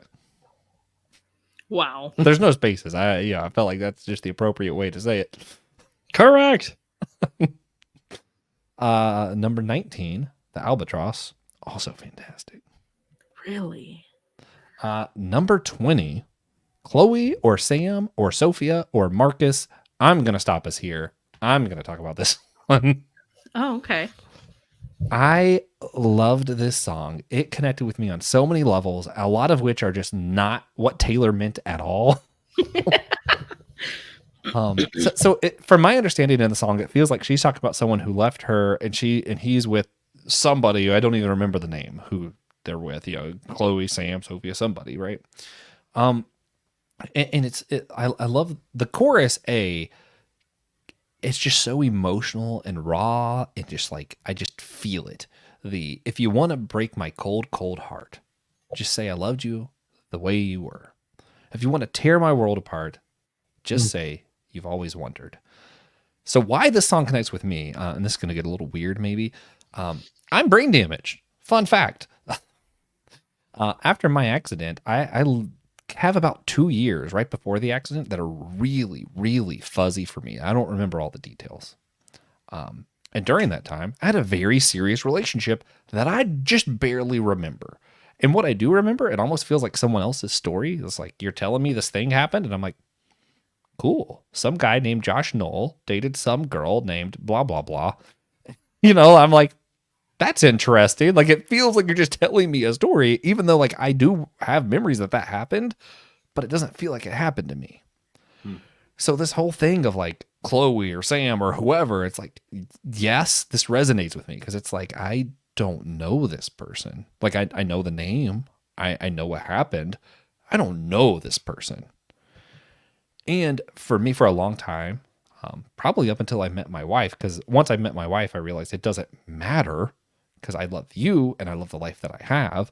But up until that moment, I struggled with, what if this person who I don't really remember said, I always loved you? Or I've always wondered, what if things were different? Because I'm like, I don't even know what happened. What do you mean if things were different? Like, so for me, that's always been a subject of like, I don't know because I truly don't remember. So my feelings are so complicated around that relationship because I don't remember the relationship. And even at one point I reached out and was like, I think I need to meet up. I'm brain damaged. This happened to me. I need to know what happened. And I basically got rejected on the invitation to figure out what happened. So that's for me, a very sensitive point. And this song really put feelings to that, even though I don't feel exactly the same now because I'm married. And I'm like, doesn't matter what happened.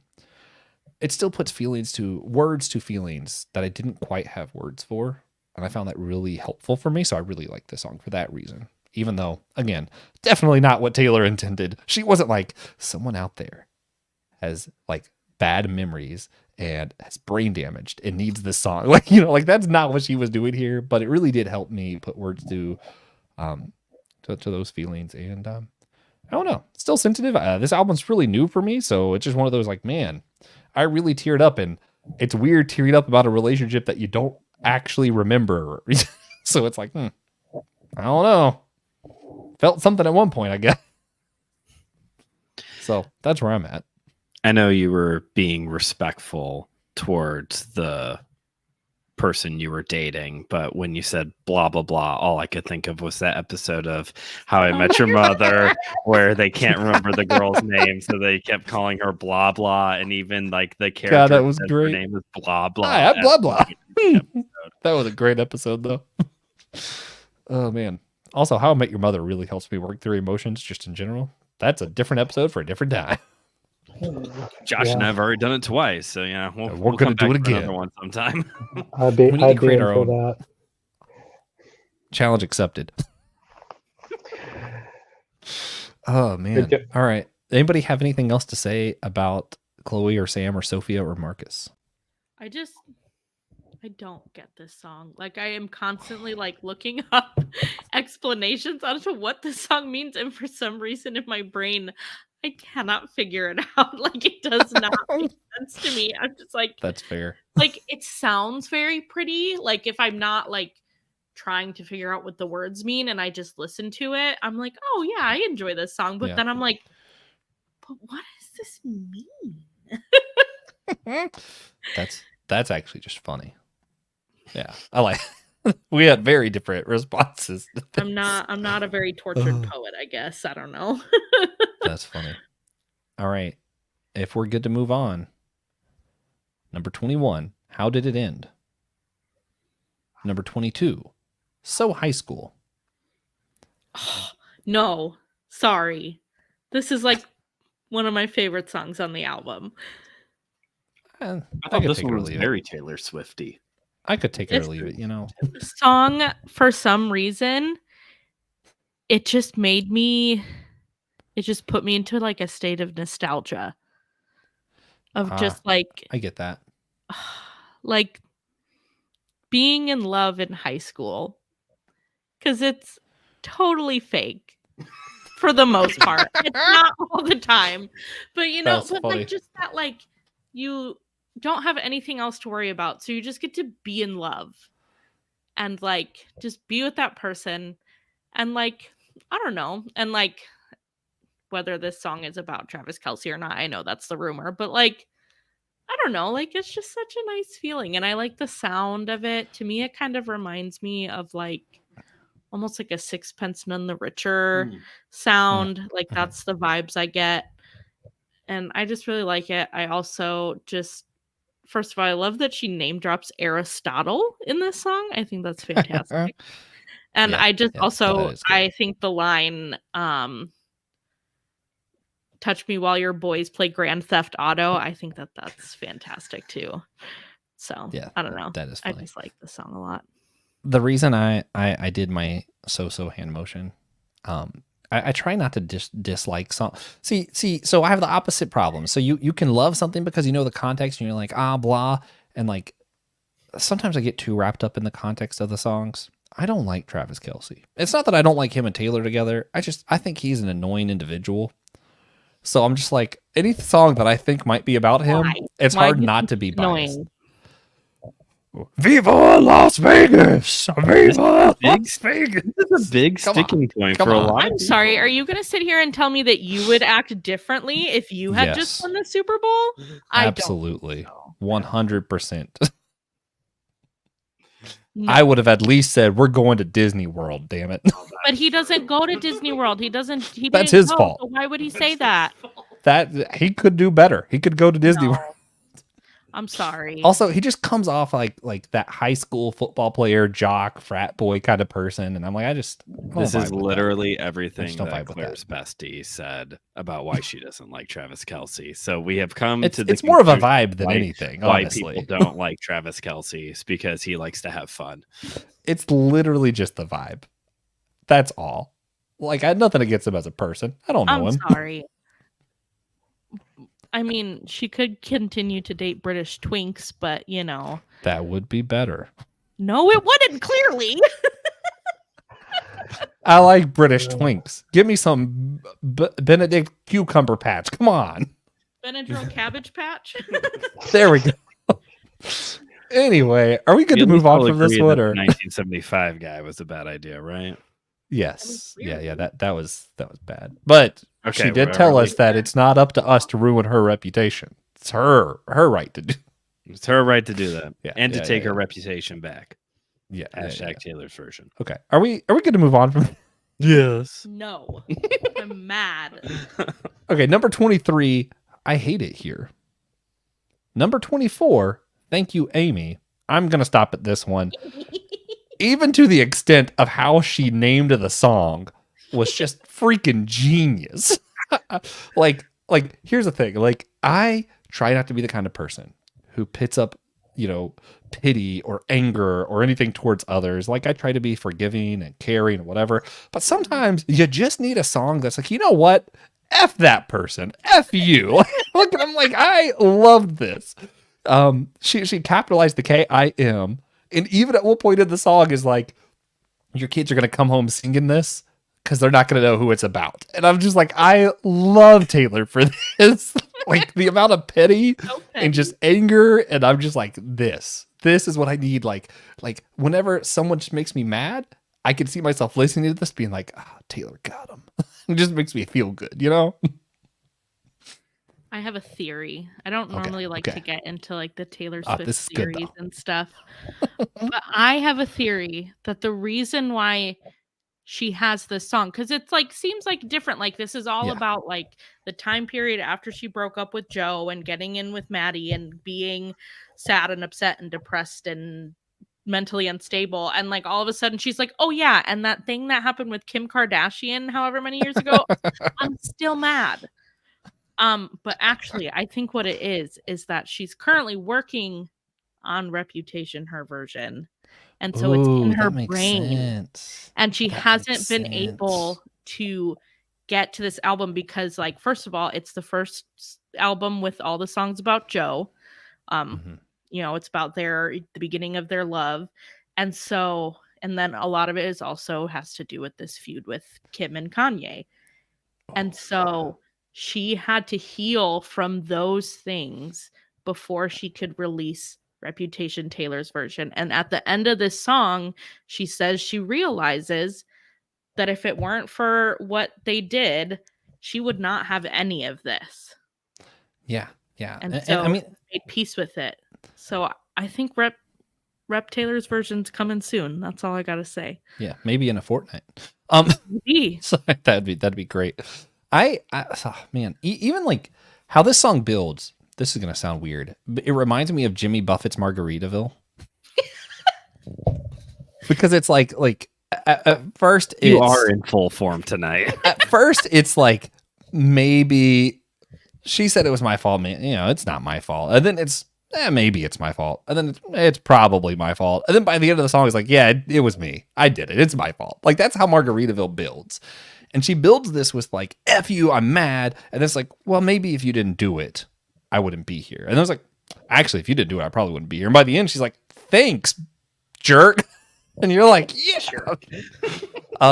Sorry, I just love it. And even still, like, there are points like I look back on like people who did me wrong or hard times I've been through, not even necessarily people, even hard times that I just like was mad at the situation that I now am able to look back and be like, yeah, I wouldn't be here without that. Thank you, hard times. Or F you, hard times. So, yeah, it depends on the day. Oh, man. All right. Anybody else have anything to say about Thank You, Amy? Kim's version?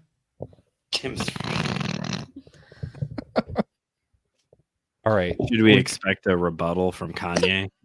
They're divorced. Let's not even. Still, Kanye is Kanye, so or whatever his name is currently. Who knows? All right, number 25. I look in people's windows. Easily her creepiest song. If Weird Al does not do a cover of this, I'm disappointed. Oh my gosh, yes. Number 26. Has he ever done a parody of a Taylor Swift song? No idea. He's supposed to get permission. So I wonder if she's never. He likes to give permission. He doesn't have to. He just chooses to do that way. Okay. Number 26, The Prophecy. Number 27, possibly my favorite, Cassandra.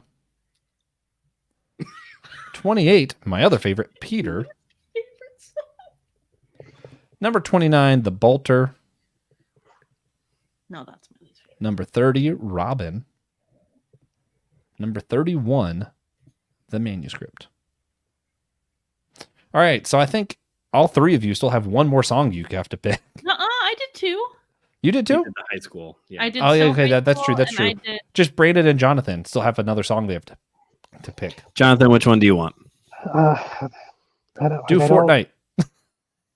I feel like none of them like struck like.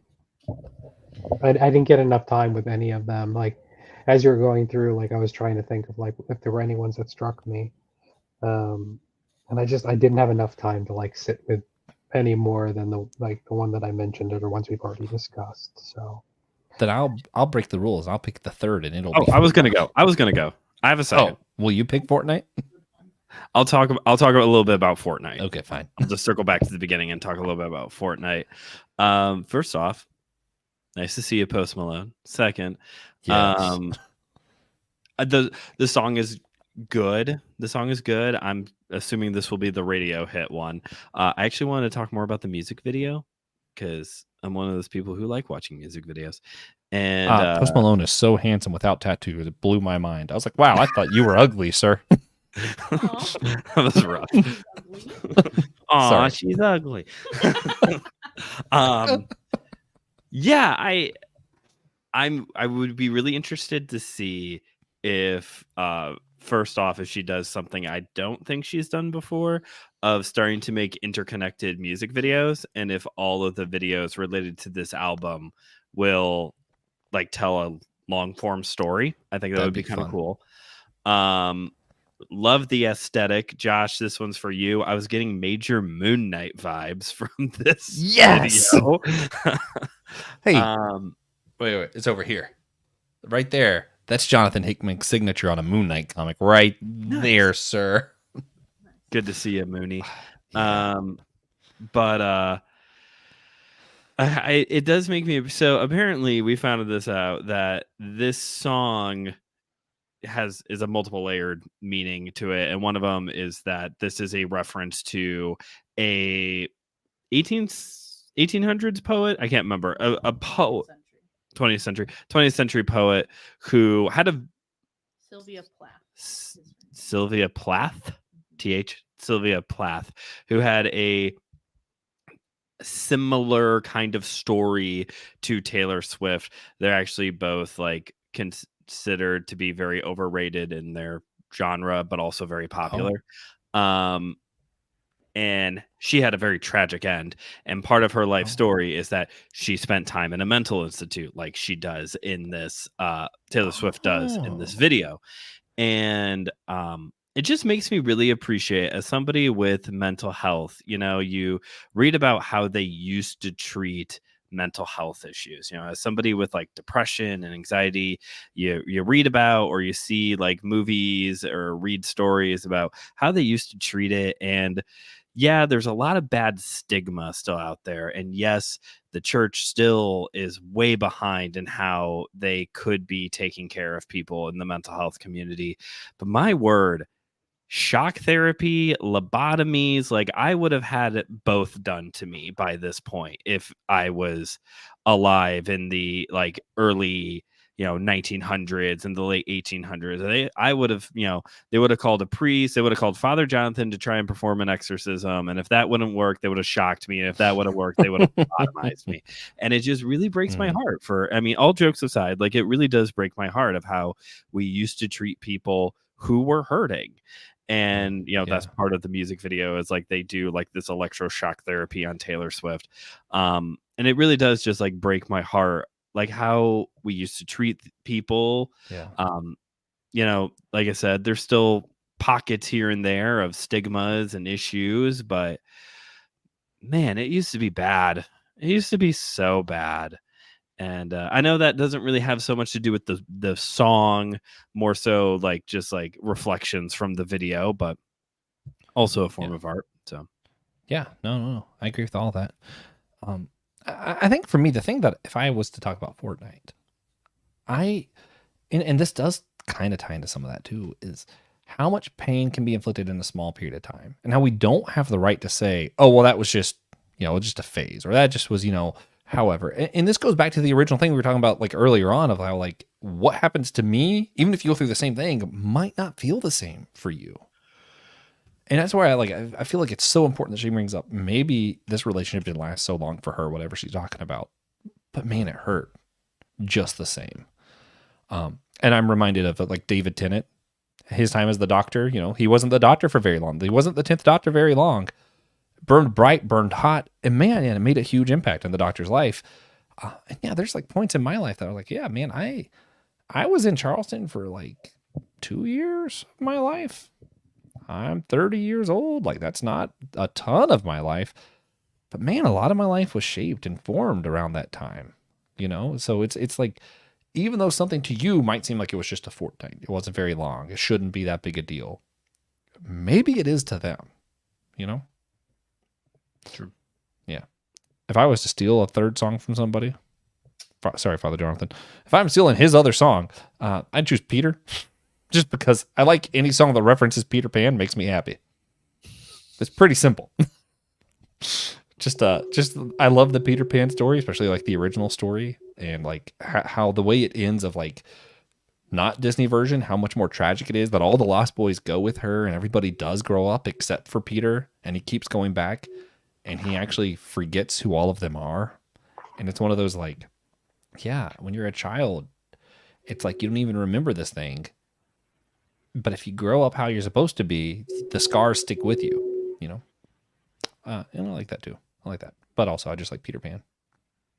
It's mostly that. Yeah. Nice. Okay. We're not going to talk about the Jehovah Witness suit. Yeah, we don't need to talk about it. His face wore. Or... That's in Smallest Pain I've Ever Lived. Yeah, that's fine. Okay, guys.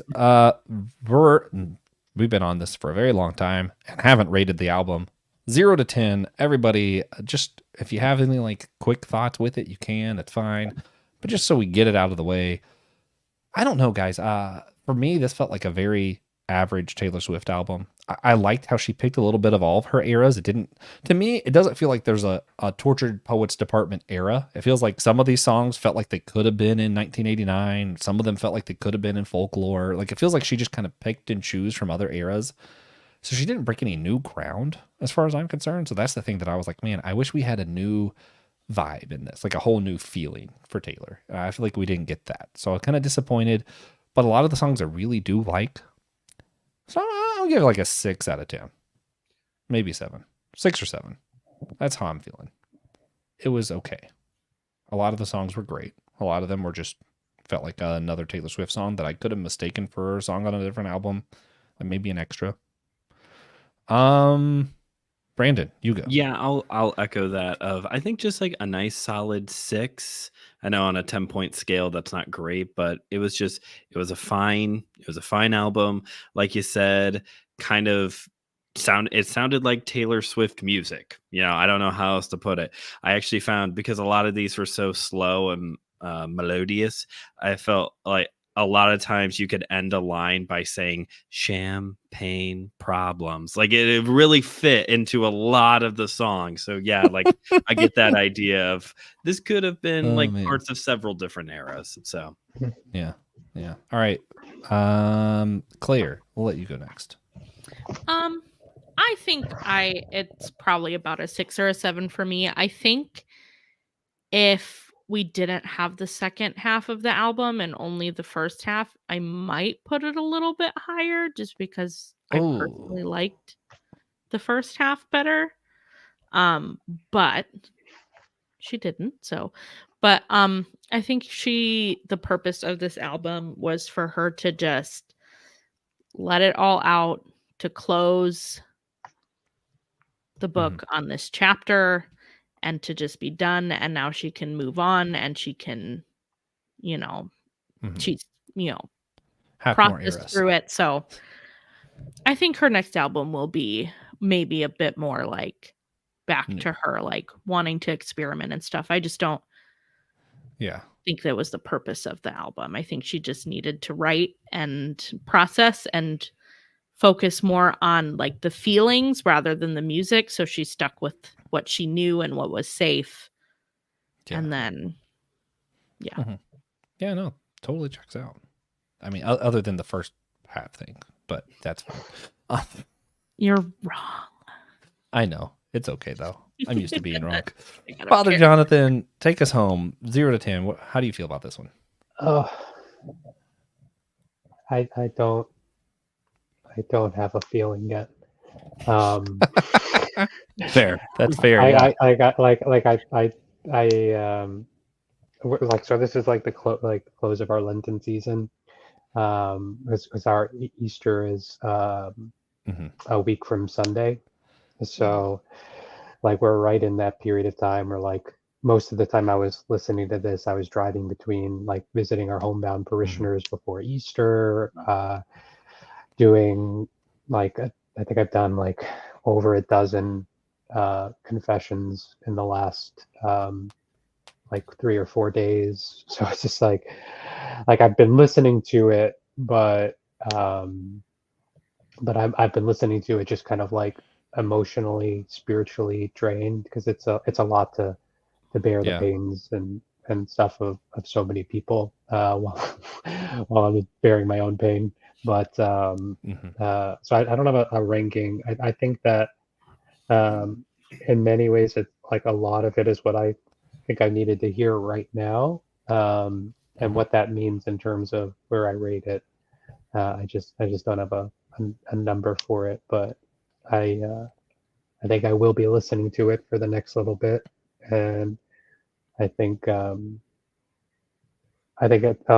it's on the positive end of the spectrum, and it's certainly above the middle, but I don't know exactly where it's going to land until Yeah.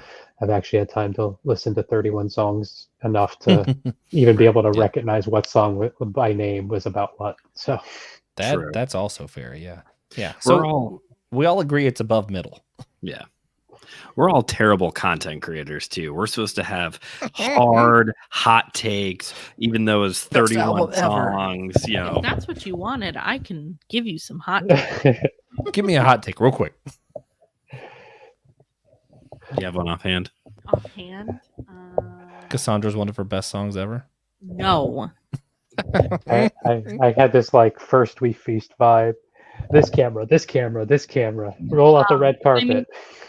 I think, like we talked about earlier, like Me is not a bad song. People who don't like it just don't like having fun. That's true. That is an accurate statement. I agree. But I have bad opinions, so I don't know. You do have some bad opinions, Yeah, but that's okay. Everybody has bad opinions. All right, guys. Before we wrap this up, I want to see, do you guys have any other thoughts, either around the album or just the idea of like how much this music is focused around relationships and breakups? Is it like idolizing relationships, or do you think it's like healthy that we have this kind of thing as an outlet? Or do we not have any thoughts about this at all? Just want to move on. I'll say this. She's made a career, I'll air quote that, of writing about, breakups and being upset that Maggie Gyllenhaal still has her scarf or something. But sorry. That's funny though. But this one's different. If there's anything Tortured Poets Department does well, that is different from all the other breakups, all the other this, is that it is very raw. It is very like, but not in a, not in a bitter kind of sense, not in a FU kind of sense, not in an immature. That's the word I'm looking for. Not in like this immature sense. Like it is a very mature exploration of very difficult feelings and acknowledging that like relationships, when there's a breakup, like it might not be just like this black and white, you hurt me. Like it can cause, like we talked about with the so long London, like loss of an entire life, loss of an entire memory, loss of an entire, continent or whatever, the UK, like whatever, like, it's complicated. And I feel like this album does a very good job of communicating that. Like we said, is it her best album of all time? I think all four of us would be pretty confident to say not particularly, at least not our favorites of all of her albums. But I think as an album that explores very complicated emotions in relation to breakups, this is a very mature album in that sense. Yeah. And I think that's necessary, even if it's not the most fun or most beautiful. Sometimes we just need to hear someone else go through the complicated stuff because we're tired of it. I do have to say, like, so I don't know how, Josh, you said you're 30, but like I don't know how old everyone is. So I'm about to turn 37, so I'm like kind of getting to I'm about to enter my late 30s, and I've been thinking a lot, like just the idea that like this is a woman in her like early to mid 30s reflecting on life and breakups and all of those things versus the 15-year-old girl that started this career, or like the girl in her early 20s or mid 20s. Like we're constantly re-reflecting on the experiences and the themes and the wisdom that has come through a life in the world. And I think that like the reality, like I've grown along with her, because we're just a few years Yeah. apart in age. um and like I've just been talking recently. I don't know if this like has to say about like, oh, do we need breakup songs or anything like that. I mean, like the reality is like that's one very big aspect of like what most people's lives are like. It's in a very, Yeah. it's yes, we have our careers, yes, we have other struggles, yes, awful things are going on in the world right now, but like it is a common human experience from age to age, is how we feel, the relationships we have, longing and love and all of those things.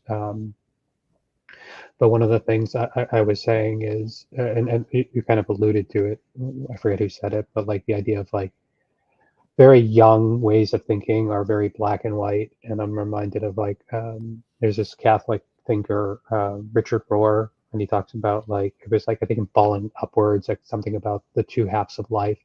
And he was saying there's first half of life thinking is very black and white, yes, no, this or that. Um, and the second half of life thinking is marked by an ability, capacity to be with ambiguity.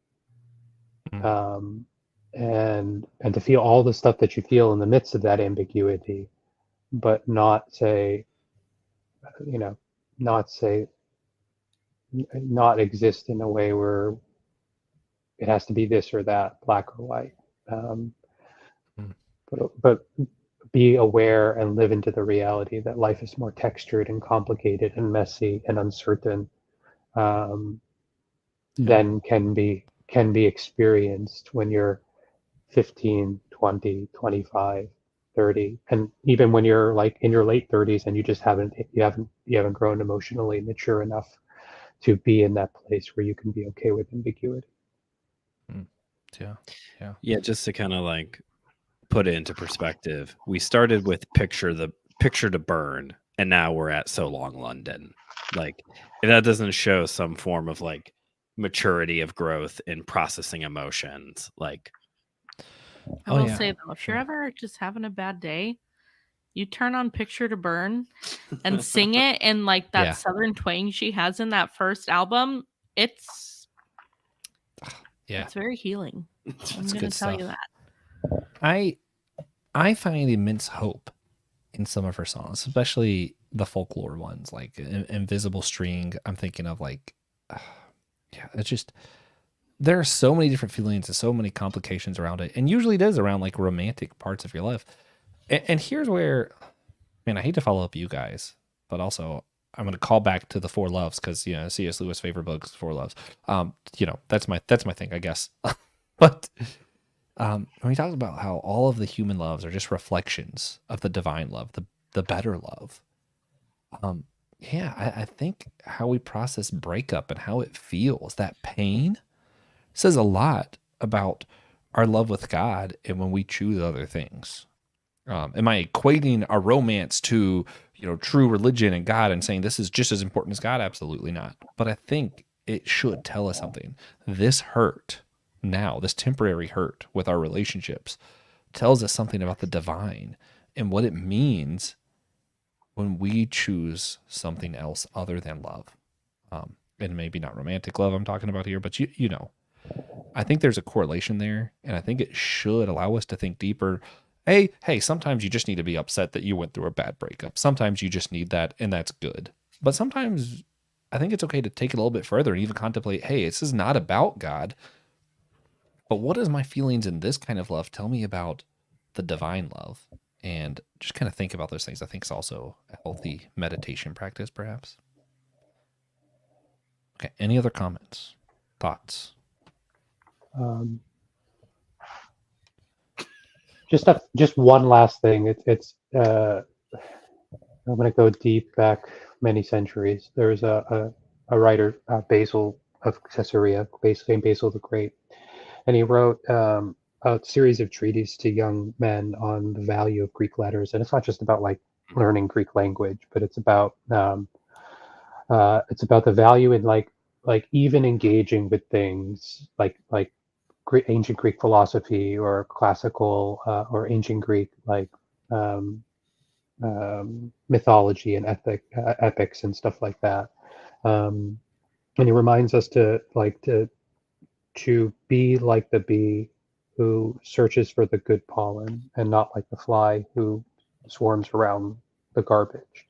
And it is possible for us to, even in things that but look as though they appear to stand in opposition to something that we might hold to be of ultimate significance as Christians, as people of faith, there is always a capacity in something, even in our recognitions of its shortcomings in relation to ultimate reality, to be transformed and to come to a better understanding of that which is good and beautiful and loving and perfect, come to a deeper appreciation for God, even in just our recognition of how this particular thing can come up short.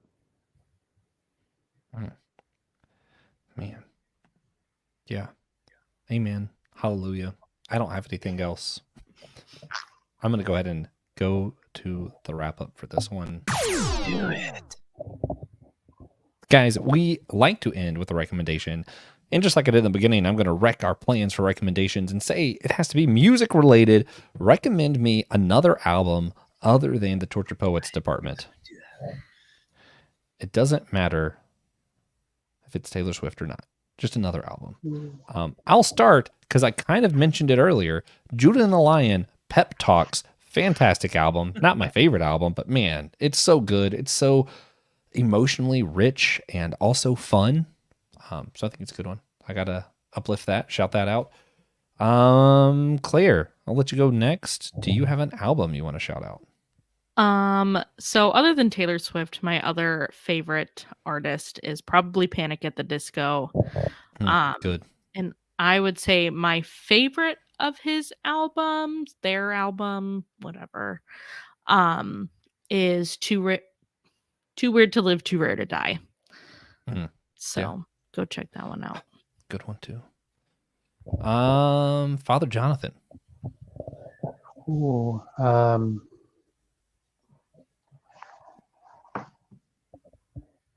I'm thinking, I'm not sure like if this is like something that everyone knows, but it's something that I go back to. I just kind of like the sound of it. But the either I and Love and You or The Carpenter by the Avett Brothers.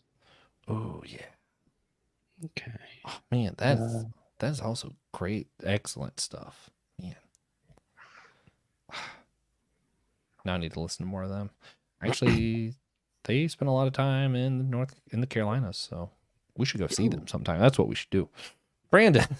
Hi. So I missed the assignment. I'm doing an album. That's one of my favorites. Recommend an album they can be Taylor Swift or not. It just can't be Tortured Poets department because that was just kind of lame. Well, everyone's kind of doing like one of their favorites. So I will recommend Out of Time by REM. It's from 94, 95, something like that. Losing My Religion, Shiny Happy People, stuff. Country Feedback, a lot of good existential kind of religious-y songs, that garage or college rock sound. So go check it out. Man, good stuff. All right, guys, thank you for listening to, I think, the longest episode of Systematic Geekology. You guys rock. We had to. It's Taylor. What geekier subject is there than Taylor Swift? Have you heard Swifties on TikTok? That's true. That's true. They get way more hardcore than most Star Wars fans I know, even. So, Yeah, and we didn't get that hardcore. We didn't go Star Wars or Swiftie level, or those Swiftie levels. We went our own Swiftie.